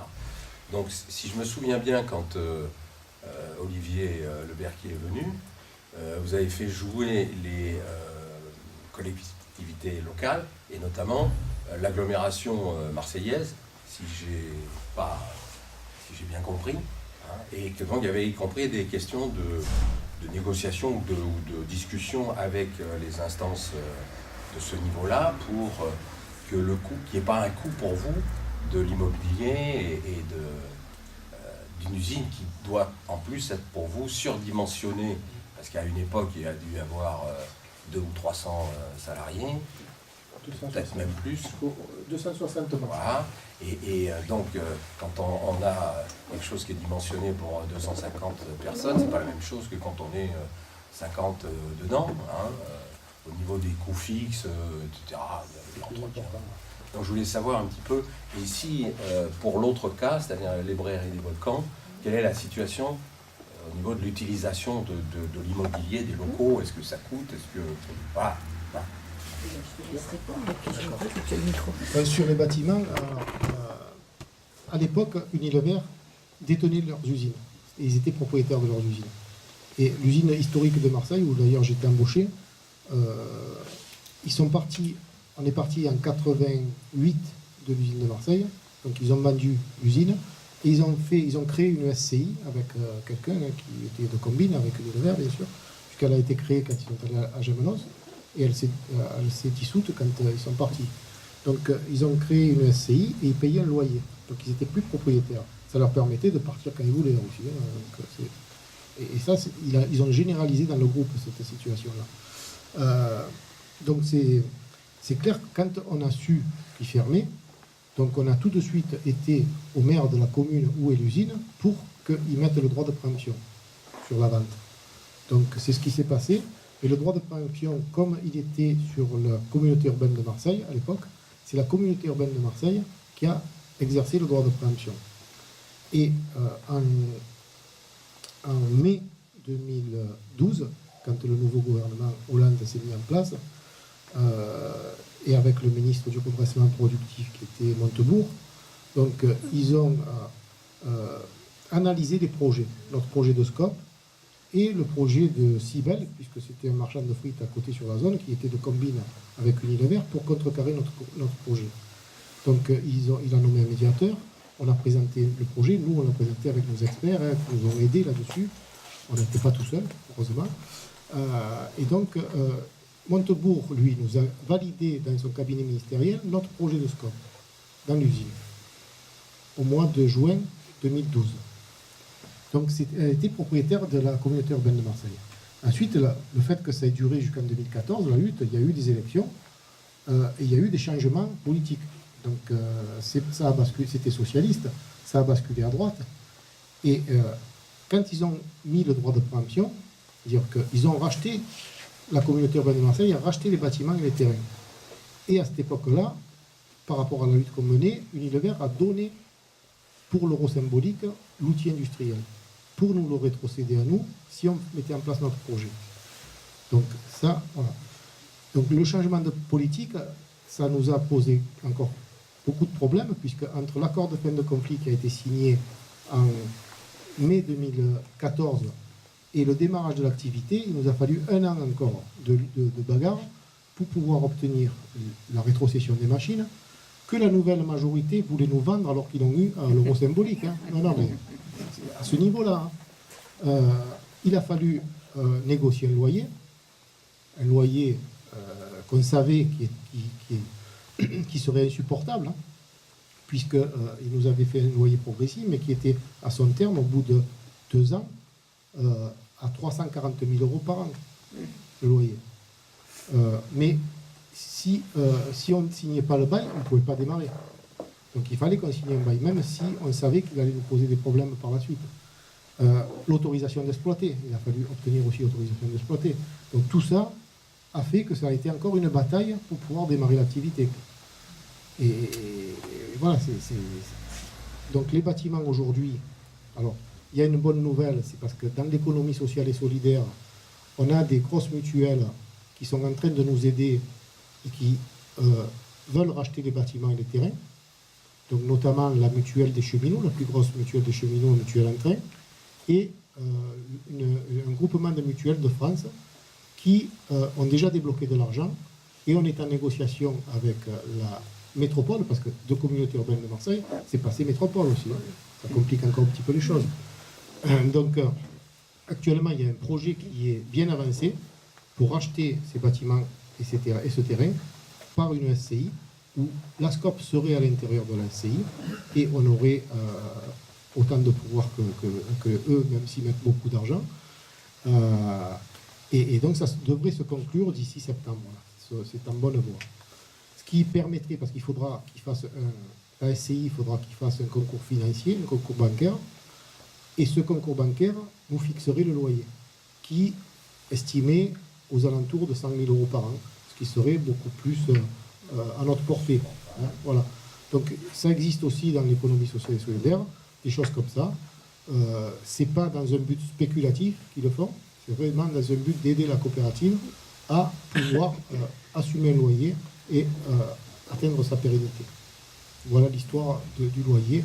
Et alors, depuis 1 an et demi, on ne paye plus le loyer, hein, parce que si on payait le loyer, on ne serait plus là. Donc on a décidé de ne plus payer le loyer. Donc dans la négociation, il y a les arriérés de loyer qui sont dans la négociation. Donc voilà, on s'est dit, ils ne vont pas nous foutre dehors, hein, c'est pas possible qu'ils nous foutent dehors. Voilà. Donc les politiques, c'est vraiment compliqué aussi. Alors nous, c'est différent. Hein. La librairie Les Volcans, elle est implantée dans un immeuble. Elle est en dessous d'habitations et de bureaux. Ça appartient à une même famille. C'est une SCI aussi. Hein. Mais donc, on a toujours été locataire. Et on a donc négocié avec le propriétaire pour d'abord qu'il accepte que ce soit une SCOP qui s'y installe. Ça, c'était pas gagné, hein, parce qu'en bon capitaliste, il comprenait pas bien comment ça marchait et ça lui faisait vraiment peur. On a réussi quand même à lui expliquer que tout le monde ne serait pas le patron, déjà ça l'a beaucoup rassuré, que quand même il y en aurait un ou deux qui géreraient l'entreprise et qui prendraient les décisions finales, on va dire, hein, voilà. Donc ça l'a rassuré. Il avait un ou deux interlocuteurs plutôt que tout le monde. Et parce que c'est pas facile à expliquer. Hein. Dans l'imaginaire des gens, c'est quand même un peu une bande de copains qui se rassemblent. Voilà, alors on va leur donner de l'argent, mais qu'est-ce qu'ils vont en faire? On a l'impression qu'on est des postes 68 ards et qu'on va fumer la moquette. Enfin, c'est vraiment non. On est des gens sérieux. On est tout à fait capable de gérer une entreprise et de faire aussi bien que d'autres. Et donc nous, on a négocié avec ce propriétaire. Ça n'a pas été simple, mais c'est quelqu'un qui est très très dur en affaires. Mais au final, quand il vous a bien testé, vous rentrez dans son sérail quelque part un peu. Moi, je vois ça comme ça. J'ai l'impression quand même, il m'a un peu pris sous sa coupe. D'ailleurs, il m'a beaucoup appris. Et maintenant, quand on négocie sur quelque chose, il me dit oh, « Vous êtes dur en affaires. » Je lui dis « J'ai eu un excellent professeur, hein, parce que voilà, vous m'avez quand même bien appris tout ce qu'il fallait faire. » Donc, de ce côté-là, il m'a quand même bien aidé. Donc, on est locataire. Et nous, on paye à peu près 320 000 euros de loyer par an. Voilà, pour 2200 mètres carrés, mais en plein cœur de Clermont-Ferrand. Voilà, donc ça change tout. Voilà. Et à chaque fois qu'on agrandit, qu'on met 20 mètres carrés de plus ou 50 mètres carrés de plus, on paye un loyer supplémentaire. Donc voilà. Alors il a quand même été sympa, puisque dans les 18 premiers mois, il nous avait fait une belle réduction. Et puis, au bout de 18 mois, le loyer est reparti. Mais quand même, on l'avait beaucoup fait baisser par rapport à avant. Hein. Donc, quand même, il a joué tout son rôle. Nous, on le considère comme un partenaire, malgré tout, dans l'aventure des volcans. Il est quand même très à l'écoute, et surtout quand on a envie de faire quelque chose. Là, on a entamé... les 4 premières années ont été les années de stabilisation financière, on va dire, et les 4 prochaines années seront les années de bâtisseur. C'est-à-dire qu'on va agrandir, on va rénover, on va faire tout ce qu'il y a à faire. Avant que moi je quitte l'entreprise, avant que je ne sois plus la gérante de l'entreprise, je vais supporter tous ces travaux-là. Voilà, voilà. Donc c'est ça. Nous, oui, effectivement, on est à peu près au même loyer, mais pour nos 2200 mètres carrés. Oui, non, je préfère pas savoir, ça va me faire mal au cœur. Je vais dire qu'ils sont gentils avec nous. Ouais. Non, alors nous, par contre, on a essayé, et je crois que je vais quand même renoncer. On aimerait devenir propriétaire. Donc on lui a fait une proposition pour qu'il coupe autour des volcans et qu'il laisse les autres en propriété, dans sa propriété, que nous on devienne notre propre propriétaire. Mais bon, il veut pas parce que ça devient compliqué. C'est toute une barre d'immeubles, hein, c'est immense. Donc bon, il veut pas avoir de gens. Quand il décide de faire quelque chose dans sa propriété, il veut pas avoir à demander à Pierre-Paul Jacques s'ils sont d'accord. Ça, c'est légitime. Donc derrière, il y a l'ancien hôpital, l'ancien hôtel-Dieu qui est fermé maintenant et qui est en travaux. Et donc, je me suis quand même rapprochée des futurs bâtisseurs pour voir s'il n'y avait pas des locaux qui pouvaient nous convenir. Donc, je suis dessus. On ne sait pas. Pourquoi pas. En même temps, je pense que ce sera tellement prohibitif en plein cœur de Clermont-Ferrand que voilà. Mais en même temps, les loyers sont chers, les loyers augmentent, alors que l'argent n'est pas cher en ce moment en banque. Donc, je préférerais m'endetter pour 20 ou 25 ans en payant un loyer, mais pour qu'au bout d'un moment, ça appartienne vraiment à l'entreprise, parce que ça serait quand même une sacrée somme qui s'en irait pas tous les ans, quoi. Et puis, il y a une chose est sûre, c'est que ça va augmenter. Donc, voilà.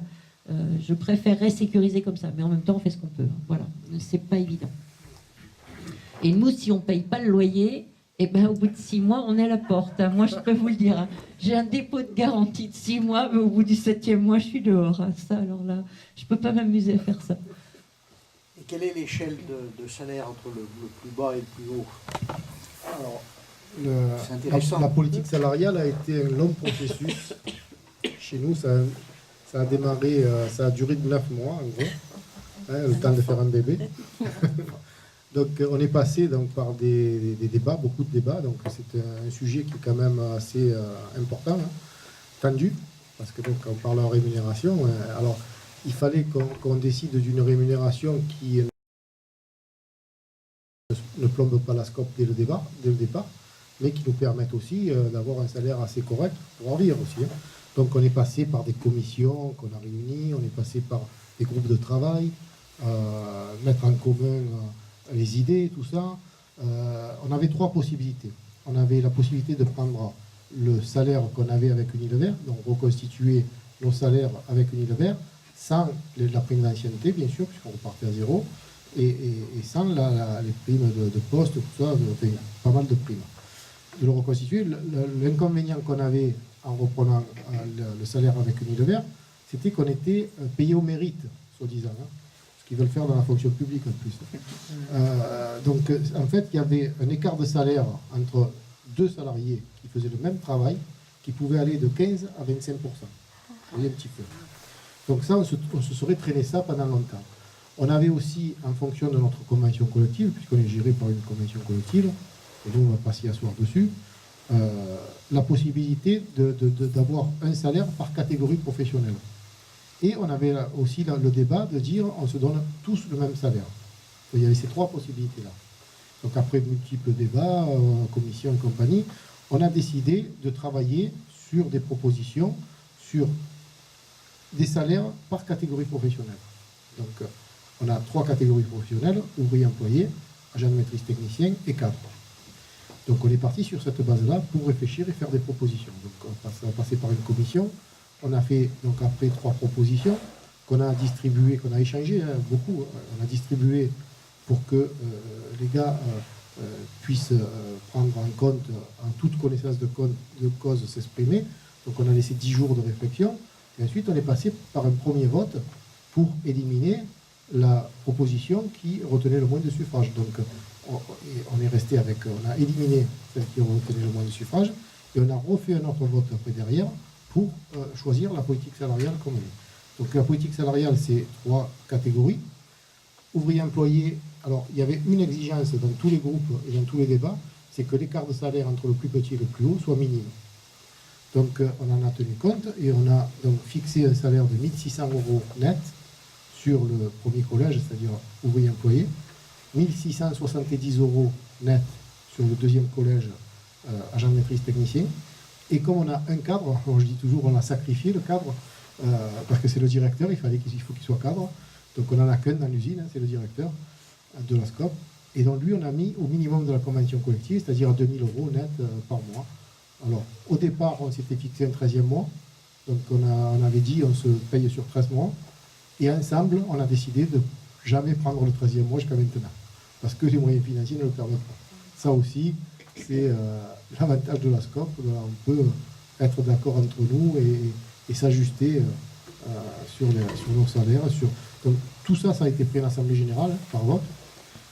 L'organisation du travail aussi, les marques aussi, ça a été aussi débattu et décidé en Assemblée générale. Toutes les grandes décisions sont prises en Assemblée générale par les coopérateurs.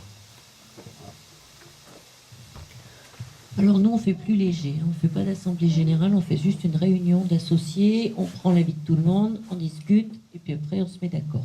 En principe, on a quand même tous la même optique dans l'entreprise. On a cette chance pour le moment. Nous, les salaires ont été décidés par les 12 au début, hein, puisqu'on n'était que 12, et on a décidé de coller à la convention collective, tout simplement. On ne s'est pas posé autant de questions. Par contre, ça a permis quand même à beaucoup de mes collègues de monter, parce que certains avaient beaucoup d'ancienneté, mais ils ne les payaient jamais, ils ne les augmentaient jamais, c'était jamais reconnu. Donc on a reconnu, nous, l'ancienneté des gens, tout en ne la reprenant pas en compte, puisqu'on recréait notre entreprise et on est tous repartis à zéro. Mais voilà, ils avaient quand même une certaine connaissance du métier, une certaine pratique, et ça, on leur a reconnu. Donc, on a créé, nous, c'est aussi des catégories professionnelles. Hein. Nous, c'est des vendeurs débutants, des vendeurs qualifiés, vendeurs hautement qualifiés, enfin, des libraires, disquaires, papetiers. Hein. Donc, voilà. Même chose qu'on soit disquaire ou qu'on soit libraire, c'est pareil.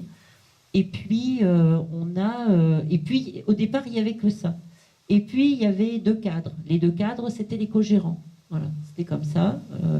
Moi, parce que j'étais déjà cadre, et j'avais exigé, quelque part, enfin, oui, j'avais quand même exigé, de rester cadre, non pas pour garder un salaire, mais parce que j'étais conseillère au prud'homme, en section encadrement, bien évidemment côté salarié, et que je voulais garder cette possibilité de continuer de défendre les salariés au prud'homme. Et que si je renonçais à mon statut cadre, ben, je ne pouvais plus, je devais partir.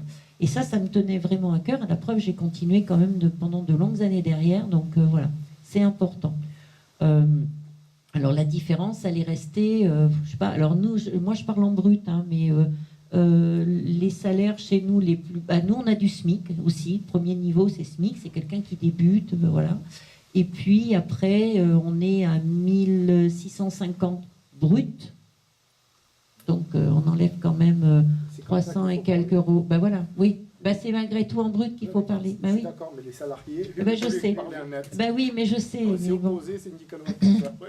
Alors nous, on parle en brut parce que c'est quand même le brut qui est vraiment versé, et D'accord. après c'est les cotisations. Complètement d'accord. Voilà, donc on est à 1650. Il y a une autre catégorie qui est à 1850, quelque chose comme ça, à quelque chose près. Et puis moi, je suis restée pendant 4 ans à être à 2400 euros, c'est-à-dire le salaire que j'avais avant, tout en ayant la responsabilité, en travaillant 12 heures par jour, 6 jours sur 7, quand c'était pas 7 jours sur 7. Et quand même, au bout de 4 ans, quand mes collègues m'ont réélu, je leur ai demandé de respecter la convention collective, parce qu'il y a quand même un moment où on ne peut pas non plus se défendre et défendre les gens, et puis s'asseoir sur la loi. Nous, pour être responsable dans une librairie, il y a un niveau à avoir. C'est le niveau minimum, c'est-à-dire qu'on n'est plus assujetti à un horaire, on n'est plus. Donc il y a un niveau. Et je leur ai demandé de me passer à ce niveau-là. Ça a fait débat, ça a discuté, et puis pour finir, eh ben oui, ils m'ont validé ça. Les prochaines augmentations, alors on a mis des augmentations de salaire hein, depuis 5 ans, bien évidemment, hein, mais comme toujours, ce sont des petits pourcentages, puisqu'on avance. On a fait un choix d'embaucher des gens et pas de s'augmenter énormément. Ça a été notre choix. Par contre, nous, depuis le début, on a de la chance. Ça fonctionne bien. On a des résultats, donc on a des bénéfices. Et sur ces bénéfices, eh bien, depuis le début, on a pu donner aux salariés, alors à tous les salariés, ce qui revient de droit quand on est en scope, c'est-à-dire la participation, qui est au minimum de 34% des bénéfices, et qu'on répartit équitablement entre tous les salariés, associés ou pas. Tous les salariés y ont droit. Et là, pour le coup, que ce soit quelqu'un qui soit à la caisse ou quelqu'un qui soit à la direction, la somme est la même. Donc, ça représente à peu près 2 mois de salaire supplémentaire pour une caissière, par exemple. Donc, c'est pas mal.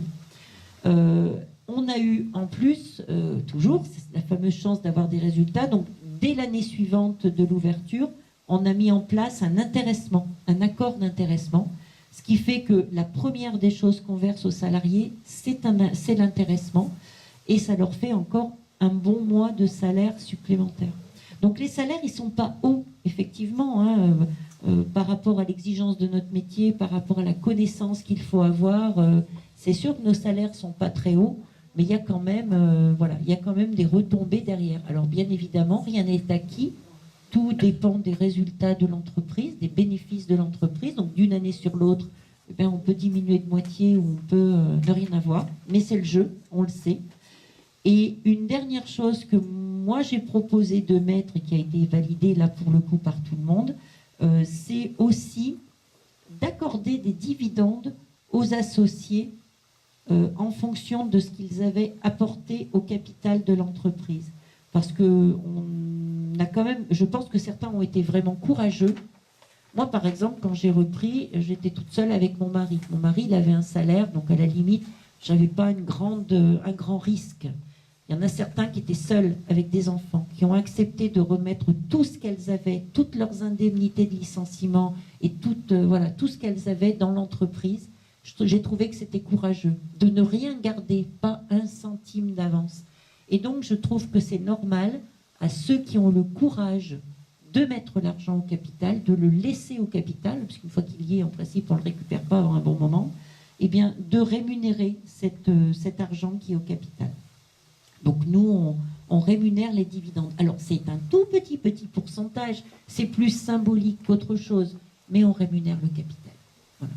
Sachant que chez nous, à l'heure actuelle, le plus petit capital, il doit être à peu près de 4 000 euros, parce que c'est des jeunes qui viennent de rentrer il n'y a pas longtemps, et que le plus gros, il est de 75 000 euros quand même. Voilà. Je ne sais pas comment c'est réparti chez toi. Alors, nous, on a décidé de ne pas rémunérer le capital. Donc, ça, c'est un choix qu'on a pris ensemble. Nous, le plus petit, c'est 3 000 euros. Ça va jusqu'à 30 000. D'accord. Voilà. Et on a décidé donc de ne pas rémunérer le capital. Mais par contre, peut-être de le rembourser quand la personne s'en va. Ah, ça, c'est une obligation. Ouais. Mais on a un délai pour le rembourser.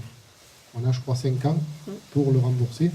Parce que, imaginons qu'il y en a 10 qui partent en même temps, ça risquerait de mettre en péril la société. Donc, on a un délai pour rembourser. Alors moi, je veux rebondir juste là-dessus. On a un collègue qui est parti avec nous, qui fait partie des 12 historiques, qui a eu un accident du trajet. Enfin, il s'est fait renverser par une voiture en sortant du travail un soir.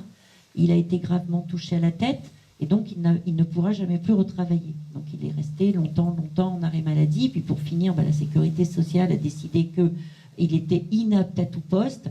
Et donc, on l'a licencié pour inaptitude. Alors, c'est pas un drame pour lui, de toute façon, il n'y a pas de souci, il fallait bien qu'on finisse. Par contre, il est passé de salarié associé à salarié extérieur de l'entreprise. C'est-à-dire qu'on ne lui a même pas remboursé son capital, on l'a vu juste changer de ligne. Voilà. On a le droit d'avoir des associés extérieurs qui ne travaillent pas dans l'entreprise, mais pas plus d'un associé extérieur pour 2 associés salariés. Et donc, lui a voulu absolument rester au capital de l'entreprise. Et donc, il fait toujours partie des associés de l'entreprise, même s'il n'y travaille plus. Et je pense que ça peut être des choses qui vont se généraliser chez nous. Même si on peut, en partant, avoir envie d'en récupérer une partie, peut-être parce qu'on en aura besoin aussi, pour compléter nos maigres retraites, je pense que pour certains, on laissera bel et bien du capital dans l'entreprise. Parce qu'on n'a pas fait tout ça pour tout retirer, pour fragiliser l'entreprise, c'est important. D'abord, bravo à vous, ce à quoi vous avez participé, parce que finalement, ça semble aller quand même dans le bon sens. Même si, moi j'ai par exemple toujours travaillé dans le secteur de l'économie sociale et solidaire. Jamais ailleurs, hormis les emplois d'été, mais enfin ça compte guère. Mais c'est une autre forme, c'est sous forme associative, mais à but non lucratif. Voilà, donc ça ressemble quand même à un certain point à ce que vous vivez. Même si nous, c'est une association d'insertion, c'est pas né d'une lutte où on avait un autre statut avant, on a changé de statut, non. Mais c'est quand même né d'une lutte, puisque c'est la prise de conscience d'un chômage de masse qui a fait naître ces associations. Donc ça naît quand même d'une lutte à un moment donné. Ça veut dire que rien d'innovant n'existe en dehors de la lutte, probablement. Mais bon, c'est moi qui le dis en tout cas. Mais néanmoins, j'ai quand même des fois quelques réserves malgré tout, puisque vous avez dit tout à l'heure, en vous exprimant, on n'est pas une entreprise capitaliste, et vous avez bien raison, ça c'est sûr, moi je revendique ça aussi. Néanmoins, on évolue dans un système qui est capitaliste. Et oui, et on a les mêmes règles de concurrence, les mêmes règles bancaires, vous l'avez dit, enfin tout un tas de règles qui nous déplaisent des fois, et où on peut rapidement être son propre exploiteur. Donc je mets ça un petit peu entre, voilà, j'avertis quoi. Et puis au fur et à mesure de votre exposé, il y a plein de questions qui me venaient en tête, notamment il y en a une. Alors par exemple, quand vous allez embaucher, parce que ces entreprises-là, elles vont bien embaucher, demain il y aura des départs en retraite, voilà. Est-ce que la personne embauchée, il faut qu'elle rentre au capital? Comment ça va se passer là? Voilà, j'ai cette question. Oui, alors ça aussi c'est dans les statuts. Donc pour nous, dans nos statuts, on espère bien embaucher de l'extérieur, hein, ça c'est clair. Hein. Aujourd'hui, on a encore 2 personnes à intégrer de la lutte, mais on espère bien qu'un jour on soit à l'équilibre et on fasse des profits un petit peu pour pouvoir embaucher, c'est clair. Dans nos statuts, la personne qu'on embauche de l'extérieur, il n'est pas automatiquement coopérateur. Donc pour nous, il a 3 ans, c'est comme ça dans les statuts, il a 3 ans pour faire la demande d'être coopérateur. Le problème, c'est que s'il ne la fait pas, il est considéré comme démissionnaire. Ça, c'est dans les statuts. Et c'est dans les statuts de SCOP en général, je crois. Peut-être qu'il faut les changer, je suis d'accord. Après, c'est pas pour autant qu'on va le licencier s'il n'a pas fait sa demande d'être coopérateur. C'est comme ça que nous, on voit les choses là-dessus. C'est vrai que dans les statuts, il y a des choses peut-être à modifier, et ça, c'est un élément peut-être qu'il faudra se pencher pour modifier. C'est clair que pour embaucher des gens de l'extérieur, pour nous, en ce qui nous concerne, il faut qu'on réfléchisse comment on va faire. On espère bien le faire un jour. Parce qu'on a quand même une histoire qui est assez compliquée. Donc, comment on va avoir les critères pour embaucher, tout ça, ça va être aussi une réflexion importante à avoir, c'est sûr. Et pour l'instant, on n'est pas confronté à ce problème-là. Ben nous, on l'a été confrontés dès le départ, hein, puisque je vous dis, on avait mis dans nos statuts, nous, que les gens qui rentraient chez nous, les salariés qui signaient un contrat de travail, signaient en même temps le fait qu'au bout de 2 ans, ils devaient poser leur candidature au sociétariat. C'était comme ça, parce qu'on avait, dans notre esprit, quand on a signé nos statuts, c'était une évidence qu'on voulait que tout le monde soit associé chez nous. Voilà, chez eux, donc, du coup. Et puis, je vous dis, on a senti un peu de flottement et on s'est dit quand même qu'il y avait des gens de qualité, des gens qui faisaient très très bien leur travail, qu'on aimait beaucoup, et que ce serait quand même dommage de leur dire, si tu déposes pas ta candidature, on va te foutre à la porte. Enfin, ça nous paraissait quand même un peu... Bon, alors nous aussi, on ne l'aurait pas fait. Mais à ce moment-là, pourquoi le laisser? Donc, on s'est posé la question et au moment d'une assemblée générale, on avait de nouveau discuté, hein, voilà, tous en réunion. Et au moment de l'assemblée générale, on a voté le fait de retirer cette candidature obligatoire au bout de 2 ans.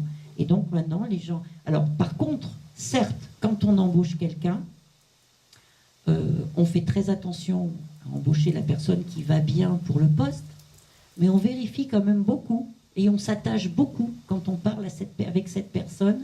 On vérifie rapidement ses références, mais on s'attache beaucoup à discuter pour voir l'esprit que cette personne a. Si c'est quelqu'un qui a les dents qui rayent le parquet et qui veut devenir le patron demain, c'est sûr que c'est pas lui qu'on va embaucher.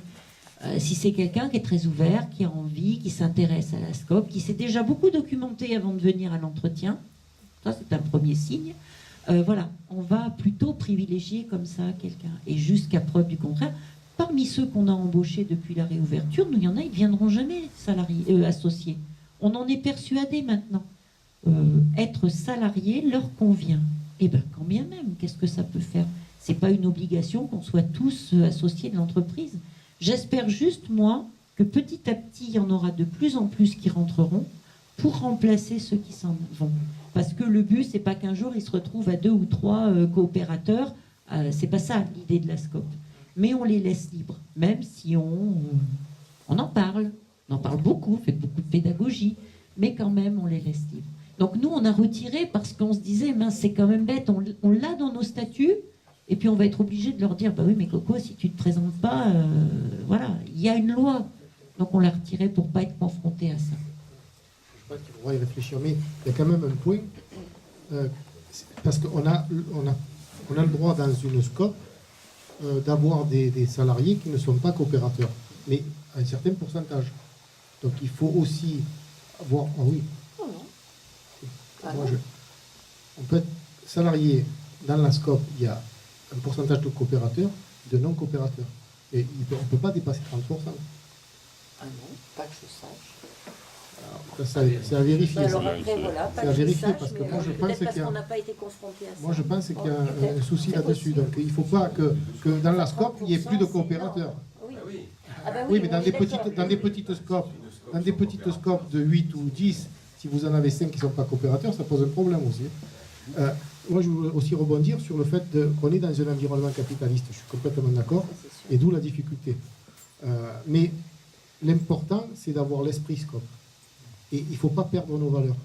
Dans ce système capitaliste, c'est sûr qu'on est confronté, on est des fois en porte-à-faux, c'est clair, mais il ne faut pas qu'on oublie notre esprit SCOP. Ça, c'est important. C'est évident qu'au quotidien, on se comporte malgré tout par rapport à nos fournisseurs et par rapport à nos clients avec comme des entreprises tout à fait classiques. Hein. Voilà, c'est évident. Hein. On est dans le monde capitaliste à fond. Mais bon, voilà, oui, effectivement, on peut faire valoir d'autres valeurs et d'autres façons de faire. L'atelier Association d'éducation populaire. Notre objectif, c'est pour ça qu'on vous fait venir d'ailleurs, c'est de mettre dans la tête des gens qu'on peut se passer des dividendes et qu'on peut se passer des capitalistes. Donc, il y a un grand exemple en France, c'est la sécurité sociale. De 45 à 70, elle a été gérée par les travailleurs. Il n'y avait pas de déficit, pas de trou.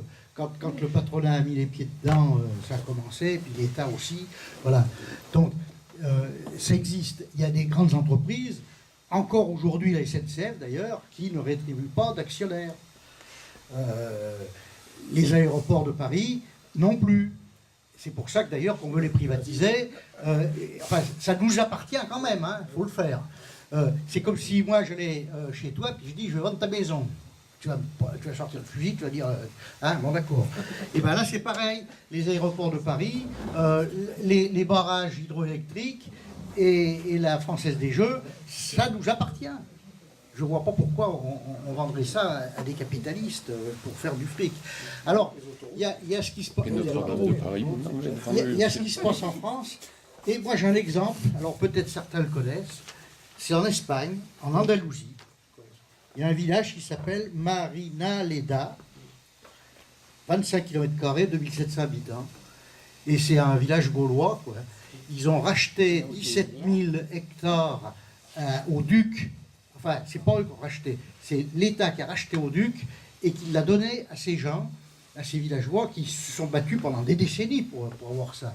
Et tout à l'heure, c'est très intéressant. Par exemple, ils ont construit des logements et c'est 15 € par mois de loyer. Là, les enfants vont à l'école, c'est 12 € la cantine plus la garderie par mois. Donc, je veux dire, on peut faire des choses comme ça, y compris au niveau d'une commune. Enfin, là, c'est un village, c'est bon. Voilà. Alors, il y a plein de trucs. Ils travaillent sur les olives. Bon, ils ont un moulin. Enfin, vous verrez ça dans. Ta nièce qui a vécu. Oui. C'est dommage qu'elle soit pas là pour en parler. Et ben, vous verrez ça. Regardez ça sur Internet. Il y a une petite vidéo. C'est vachement intéressant. Et le gars qui est maire, il dit je vais peut-être me présenter aux législatives. Et il fait voter. Les 2700 habitants votent pour savoir s'il doit rester maire ou s'il doit être député. Alors ils ont voté pour qu'il reste maire. Donc il reste maire. Mais c'est ça la vraie démocratie directe. Donc je veux dire, les exemples, ils existent. En Andalousie, alors bon, malheureusement l'Andalousie, elle est passée à l'extrême droite. Je sais pas. Bon, mais il continue, je veux dire, ça continue. Il faudrait que ça continue. Oui, oui. Donc c'était un exemple que je voulais donner. Il y a plein de trucs, j'avais noté plein de trucs, mais je ne vais pas vous abreuver avec ça. Mais voilà, c'est quand même vachement intéressant. Le Pays Basque aussi, avec Fagor. Le Pays Basque. Oui. C'est aussi quasiment une ville qui est gérée en scope avec Fagor autogéré. Alors il me vient l'idée qu'on pourrait peut-être le faire à Commentry. Ah bah, Sans doute quel quelque chose. boulot, hein. Qui c'est qui veut la parole? Moi, je voulais Tiens, vous poser pas une question. Bon, c'est vrai que les deux exemples que vous nous citez sont très attrayants et puis bravo pour ce que vous avez fait parce que c'est vraiment un bel exemple. Bon, moi, je suis dans l'agriculture, j'étais parce que je suis en retraite depuis quelques années et j'ai particulièrement travaillé avec tout le temps des coopératives. Alors, c'est vrai que les coopératives étaient faites par des agriculteurs, pour les servir. Et en même temps, donc, on faisait travailler des salariés. Alors aujourd'hui, vous êtes des salariés qui avez transformé vos entreprises en coopératives. Et bon, aujourd'hui, j'anime un petit groupe d'agriculteurs pour faire de la vente directe, sous forme de coopérative, un GIE. Mais donc d'un côté, on a les agriculteurs qui produisent, de l'autre côté, on a encore les salariés. Est-ce qu'il serait possible, sous forme de SCOP, de transformer cette démarche en SCOP et d'associer d'un côté les producteurs et les salariés sous une forme coopérative? Et CIC. Il n'y a pas de problème. Il n'y a pas de problème. Il y a pas de raison. Parce qu'il y a pas. Moi, je pense que c'est tout à fait possible. Il y a à la fois des coopératives comment on appelle, de salariés et à la fois des coopératives de vente. Quoi. Comme ça, on transforme et on vend. C'est ça? Oui, mais est-ce qu'il est possible d'avoir sous un même statut Ah oui, bien sûr. tout le monde C'est pas le CIC, pour arriver à trouver une répartition? Moi, je suis quasiment sûr. Oui. c'est pas le CIC, ça? SCIC, oui. Non, pour une SIC, il faut avoir un intérêt collectif. Alors, Ah oui. et est-ce que il y a à l'intérieur, dans les SIC, il y a souvent les collectivités territoriales. Non, mais une SCOP, Dans le c'est milieu possible. agricole, c'est un peu particulier parce que il y a des exemples de coopératives depuis longtemps, mais elles sont devenues des monstres capitalistes avec. Il y a des coopératives qui cotent en bourse. Oui, tout à fait. Laquelle Si je me on souviens ne bien, coûtera en bourse. si je me On souviens ne rêve pas ça, nous. Hein. L'ancien président de la FNSEA qui est décédé brutalement il y a 2 ans, j'ai oublié son nom. Il était dans tout un tas de trucs Le métayer. coopératifs entre guillemets. Mais il y a des coopératives monstrueuses. Par exemple, dans le sucre, vous avez Tereos. Tereos, c'est une grosse coopérative. D'ailleurs, ils en parlent dans les journaux. Et ils veulent fermer aussi des usines comme ferme le groupe allemand, Saint-Louis Sucre. Donc là, ils ont pris l'exemple de Saint-Louis Sucre et ils ont annoncé qu'ils vont fermer des usines aussi. Donc c'est des coopératives qui se comportent aussi différemment. Hein. Qui n'en sont plus. Alors attention, il y a coopérative et coopérative aussi. Et puis il peut y avoir des difficultés dans une coopérative. On peut aussi être amené à licencier, on peut être aussi amené à se séparer de quelque chose. Hein. Faut pas rêver. Hein. Là aussi, il y a aussi des fois la survie de. Alors je prends pas leur défense, mais ce que je veux dire, c'est que on a les mêmes problèmes que les autres. On peut avoir des hauts, on peut avoir des bas. Tu te dis toi-même, vous n'êtes pas encore à l'équilibre, vous avez eu de la chance. Vous n'avez pas eu besoin jusqu'à présent de réduire la voilure ou de... Voilà. Hein, donc c'est tangent. Nous, on a eu plutôt la chance de pouvoir augmenter les gens qui travaillent chez nous. Mais voilà, enfin, qui travaillent avec nous. Parce que chez nous, c'est pas chez eux du coup. Voilà. Mais c'est une entreprise comme une autre. Donc elle peut avoir des difficultés. Elle peut être amenée aussi à licencier. Elle peut être amenée... à vendre des parties. Nous, quand le propriétaire, on a négocié notre bail, il était tellement sûr que ça allait pas marcher qu'il nous a saucissonné le magasin. Donc on peut à tout moment lui rendre des bouts de magasin pour diminuer le loyer, pour réduire la voilure. Alors en même temps, ça pourrait nous aider si on avait un problème. Et bien évidemment, il n'en est pas question. On est plutôt en train de lui demander de nous construire un peu plus grand. Donc voilà. C'est comme ça. Bah oui, mais bon, voilà. On peut avoir aussi des difficultés. Hein. C'est pas rose. Ce sont des entreprises comme les autres, confrontées aux mêmes difficultés, alors qui résisteront certainement mieux parce que on saura effectivement s'il faut réduire un peu les salaires, s'il faut réduire des coûts, s'il faut réduire des choses. On y arrivera avant de commencer à parler licenciement. Ça, c'est une chose sûre. Là, il n'y a pas de problème. Tout le monde parce qu'on n'oublie pas d'où on vient. Nous, c'est notre leitmotiv. On n'oublie pas d'où on vient et on essaye absolument d'inculquer ça aux jeunes qui rentrent, enfin aux jeunes et aux moins jeunes, parce qu'on a embauché des gens de 20 ans à 67 ans, nous, donc voilà. Mais aux nouveaux, on va dire plutôt. Et on leur raconte à chaque fois l'histoire. Et il ne faudra jamais qu'ils l'oublient, parce que tout ce qu'on a vécu, il ne faut pas qu'ils le revivent, il ne faut pas qu'ils oublient ça. C'est ce qui fera que la SCOP continuera et qu'il y aura toujours ces valeurs-là. Ça, c'est important. Tout à l'heure, Alain, tu disais qu'il y avait une question d'éducation, mais ça c'est certain, et on est tous, notre éducation, inconsciemment, c'est quand même celle du capitalisme, et des fois on a du mal à s'en détacher, on raisonne un peu toujours en capitalisme, parce qu'on est toujours resté dans ce système-là, il faut réfléchir et prendre sur soi pour imaginer autre chose. Et d'ailleurs, ça me fait un peu rire parce que le patron, le propriétaire des locaux de la librairie des Volcans, quand vous êtes arrivé en disant on va être une scope, il vous regardait de travers, et il aurait préféré un bon patron, du style de celui qui était prêt à casser l'outil de travail et à larguer tout le personnel, et finalement il serait retrouvé sans loyer. Ah mais ça, voilà, quoi, ça montre bien que la culture est tenace quand même dans ce domaine-là. Oh ben non, il ne serait pas retrouvé sans loyer, il avait d'autres personnes à mettre à Farnoux. Vous savez, il aurait plus intérêt à l'heure actuelle à reprendre tout le magasin et à le rediviser en lots et à le relouer que de nous louer à nous. c'est pas son intérêt, mais bon, c'est comme ça. Et alors, j'ai une question, est-ce que vous avez des contacts avec vos anciens collègues d'Unilever? Parce que finalement, ça, y compris, je pense, aux responsables syndicaux ou du personnel, parce que c'est quand même, ça montre quand même un mauvais coup de la part d'Unilever qui pourrait leur être reporté à la figure à chaque négociation quand même, parce que... C'est sûr que dans le groupe, ça a donné une image d'Unilever pas très bonne, c'est clair. Hein. Et peut-être que des syndicalistes dans le groupe utilisent notre exemple contre la direction pour faire valoir que d'autres choses sont possibles. Ouais. Et ça, c'est tant mieux. Hein. Oui, ça c'est sûr que... Mais vous les voyez plus. Alors les contacts avec les anciens salariés, alors c'est compliqué parce qu'Unilever, pour diviser le conflit, à un moment donné proposé de l'argent, hein, comme ils savent faire. Nous, on n'a jamais, en 3 ans et 8 mois, discuté d'1 centime d'euro dans les plans de sauvegarde de l'emploi, dit. Au bout de la deuxième procédure, où on a gagné en justice, qu'ils ont annulé le plan social et qu'ils ont ordonné la réintégration, pour ne pas réintégrer tous les salariés qu'ils avaient licenciés, la plupart, ils ont proposé un chèque de 60 000 euros pour qu'ils quittent la lutte. Il y en a.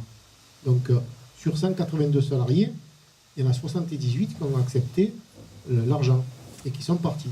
Sauf que la troisième procédure se met en route. Donc pareil, on attaque en justice, on gagne encore une fois en justice, la troisième fois. Et il s'avère que dans la décision du tribunal, ils disent que les transactions qu'ils ont faites étaient illégales. Qu'est-ce qu'ils ont fait Unilever? Ils ont déchiré la première transaction et ils ont rajouté 30 000 aux 60 000. Donc ils ont été capables de donner 90 000 euros aux salariés pour qu'ils quittent la lutte et diviser le mouvement. Donc voilà, de l'argent, ils en ont. Donc, et ils auraient préféré qu'on se lance, nous, dans la négociation de combien on va toucher pour pouvoir partir. Et c'est beaucoup dans les plans sociaux que c'est comme ça que ça se passe. Et nous, on dit, même ceux qui ont intérêt à avoir de l'argent, la bataille sur l'emploi fait grimper les deux. À la fois ceux qui ont intérêt pour avoir de l'argent au maximum, hein, comme on dit, et ceux qui ont intérêt à conserver leur emploi. Et ça, il y en a qui ne comprennent pas. C'est la lutte sur l'emploi qui fait que, ils donnent, et ils donnent, et ils donnent, sans avoir discuté d'argent.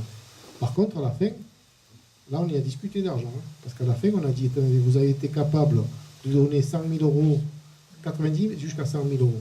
100 000 euros à des gens qui ne sont pas battus, qui sont partis, donc ils ont fait leur choix. Donc nous, on ne veut pas faire de surenchère ni de sous-enchère. Nous, il nous faut la même chose que les autres. Ils ont filé la même chose que les autres, sans avoir discuté d'un sou en 3 ans et 8 mois.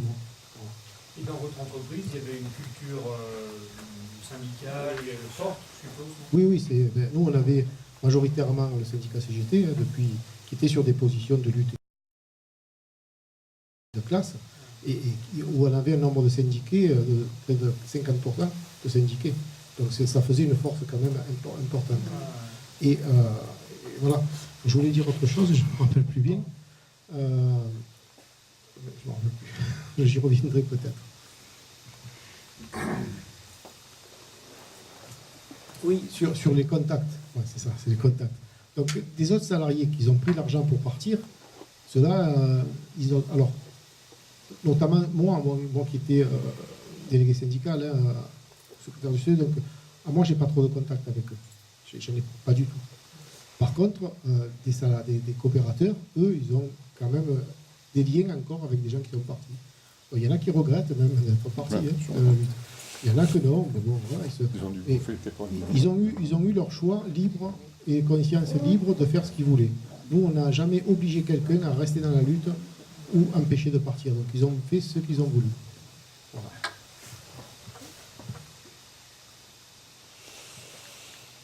D'autres questions? Sinon, arrêtez. J'ai oublié d'excuser Pierre Goldberg qui est en cure à Saint-Paul-les-Dax. Voilà. Bonne cure. On lui enverra un petit mot. Là, il revient aujourd'hui, je crois. Oui, il était en route. J'ai vu au téléphone, il était en route. Dans la voiture. Bon. Peut-être pour répondre à la question de monsieur, ça serait peut-être intéressant de prendre contact avec l'URSCOP. Ah bah oui, après, voilà, oui. Bien sûr. Prenez le... Oui, il y a forcément Est-ce que au vous niveau aurez régional. plus d'informations là-dessus, hein? Ah oui, Bien sûr. moi je peux vous donner... Bah, vous êtes où? Vous êtes dans l'Allier, là. Je peux vous donner les contacts à l'UR de Beaumont, c'est la plus proche. Ah oui, oui, moi je vois pas pourquoi ça pourrait pas se faire. Bien sûr. Et d'ailleurs, à ce sujet-là, il y a un projet de gouvernement pour s'attaquer au SCOP. Ouais, je sais, on est là. Ah, ouais. Peut-être vous ne savez pas, mais Macron maintenant veut, en fait, dans les SCOP, il y a, d'après les statuts, il y a une réserve à mettre obligatoirement. Quand vous faites des bénéfices, vous avez une partie qui est distribuée aux salariés en forme de participation aux bénéfices, une partie qui est mise en réserve et une partie qui est mise sur l'investissement. Donc sur la réserve, ils veulent imposer aujourd'hui. Donc voilà. Parce qu'ils estiment qu'il y a des niches fiscales. Mais je crois qu'ils font la même chose avec les mutuelles. Hein. Oui, oui. C'est déjà fait. Ils s'attaquent à l'économie sociale. Quand il y avait eu ici, là, il y avait eu le conflit chez Delbar, on avait rencontré, on avait essayé de pousser, bon, c'était sans doute pas encore le moment et ça n'a pas pu se faire, mais parce que d'abord il y avait une grande partie des salariés qui souhaitaient partir parce que, je le dis, épuisés par le travail. Ouais. Je ne dis pas qu'ailleurs ils ne sont pas épuisés par le travail, mais le travail des champs est particulièrement pénible, donc ça n'avait pas pu voir le jour, mais néanmoins, voilà, sur ces terres-là, une SCOP viendrait, ça fait du bien, je pense. Non, mais ils ont eu surtout la peur. Pour eux, c'était un truc... Ouais, ouais, moi je pense qu'ils ne vont pas y arriver. Je pense quand même qu'il faut avoir une sacrée dose d'inconscience quand on voit ce qu'ils ont fait eux. Alors moi je suis admirative, 1336 jours de lutte, nous on n'y serait pas arrivés. Mais oui, je crois qu'il faut avoir une part d'inconscience. Si on savait ce qui nous attendait, peut-être qu'on ne le ferait pas. Enfin, même sûrement on ne le ferait pas. C'est pas évident. Moi, vous savez, quand on m'a... il était évident qu'il fallait trouver quelqu'un qui soit le leader dans l'entreprise, ce qu'ils appellent le leader, le gérant, le PDG, enfin ça dépend la forme juridique qu'on prend. Mais moi, j'y serais pas allée toute seule. Maintenant, je me retrouve gérante à la tête de l'entreprise, mais j'ai mûrement réfléchi et c'est parce qu'on y est parti à deux que j'ai accepté. Mais moi, je me voyais bien soutenir mon petit collègue et pas devenir la gérante. Parce que, voilà, ça me paraissait mais complètement au-delà de mes possibilités, complètement incongru que je devienne un jour la gérante de l'entreprise. Ça me paraissait tellement énorme. Enfin, c'est malgré tout un gros paquebot quand il y a 40 salariés. Le plus dur, c'est pas de faire vivre l'entreprise au quotidien, c'est de gérer le personnel. Ça, c'est compliqué. Parce que même si on est en SCOP, c'est quand même pas si simple. Au contraire, parce qu'on met l'humain au cœur, on veut s'en occuper d'autant plus. Et c'est encore plus dur que quand on s'en fiche, je suppose, royalement. Enfin, ça, c'est bon. Donc voilà, je pense qu'il faut avoir une sacrée dose d'inconscience au départ pour y aller. Après, voilà, une fois qu'on est parti, on ne regrette pas. Enfin, moi, je ne regretterai jamais de l'avoir fait. Et même s'il y a des fois des difficultés, c'est quand même bien. Et on parle toujours des SCOP parce qu'on médiatise les entreprises qui sont en difficulté et qui sont reprises par leurs salariés. Mais on peut tout à fait créer une SCOP. Dès qu'on est deux, on peut se mettre en SCOP. Les gens, les 3/4 du temps, ils partent à deux et ils se mettent en SARL classique. Mais non, pourquoi? Ils sont deux, ils peuvent se mettre en SCOP. On peut se transformer, une entreprise classique peut se transformer en SCOP. C'est juste changer des choses dans ses statuts. Donc, ça, c'est ce que j'aime faire passer. On parle toujours des volcans parce qu'on a repris l'entreprise. Bon, d'accord, c'est comme ça. On n'a pas fait autrement. Mais moi, je suis très impliquée à l'Union régionale des SCOP puisque je suis rentrée au conseil d'administration et il s'en crée tous les jours des SCOP au quotidien. Justement parce qu'il y a une philosophie nouvelle, une envie nouvelle de travailler avec d'autres valeurs à mettre au cœur de l'entreprise parmi les salariés associés. Donc. Ouais, les chèques déjeuner, c'est bien des scopes. Ah oui, alors les chèques déjeuner, c'est pas en une, perdition. Ça, c'est une multinationale. Maintenant, maintenant c'est devenu... Non mais, Mais à oui. l'origine, c'était pas ça, c'était tout petit. Bon. Ah ben oui, oui, mais C'était pas maintenant, ça. Maintenant, ils sont dans comme tout le l'Actel et monde, tout ils ça, sont oui. partout. Mais par contre, ils se comportent bel et bien encore comme une SCOP. Ah bah c'est sûr. Attention, c'est pas devenu l'imagrin ou autre chose. Hein. C'est vraiment, il y a encore des grandes valeurs chez eux. Voilà, les bénéfices sont répartis. Tu connais quelqu'un qui y a travaillé, hein, ta belle-sœur. Et c'est vrai que la femme du ménage, à la fin, elle avait la même chose que le responsable. Voilà. Ben, c'est ça, il y a encore- certaines valeurs il y a- de partage voilà. au moins. C'est devenu un gros truc Partage. maintenant, c'est sûr. Ah ben oui, oui, mais bon. Après, on n'a pas... on a l'impression qu'une SCOP, ça doit rester modeste. Qu'une SCOP, ça doit pas grandir, ça doit pas avoir d'ambition. Ben non, c'est pas parce qu'on a de l'ambition qu'on est devenu capitaliste. On a de l'ambition pour les salariés, pour son entreprise et pour les salariés qui sont associés dans cette entreprise. C'est un peu différent. C'est pas vouloir grimper plus haut que nécessaire. C'est pour la pérennité de l'entreprise aussi, hein, parce que bon, quand on se contente de rester tout petit, eh bien, on est vite mangé par les autres ou on est vite rattrapé. Donc, ils ont raison de faire ça. C'est comme racheter une deuxième entreprise. Nous, on a été regardés avec des grands yeux quand on a racheté une deuxième librairie. Tout le monde s'est dit, mais ça y est, ils veulent devenir multi-sites. Non, c'est comme ça. On a voulu sauver une deuxième librairie en le reprenant. Je suis pas sûre qu'on la gardera très longtemps, d'ailleurs. Peut-être que quand elle sera bien sur ses rails, on proposera peut-être à ces 3 salariés de devenir leurs propres propriétaires et leurs propres patrons dans cette petite librairie-là. Enfin, on verra ce qu'on va en faire, c'est trop nouveau, mais le but, c'est pas d'en racheter 50 et puis de les garder et puis d'en faire une multinationale, c'est pas ça du tout. Mais ça n'embête, c'est pas parce qu'on est en SCOP qu'on ne peut pas avoir d'ambition pour son entreprise. Ça, c'est important. Et c'est pas la même chose que de vouloir écraser tout le monde. C'est pour soi déjà.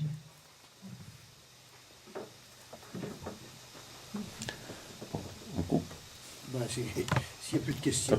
T'as plus rien à La dire. fin. Voilà. Merci.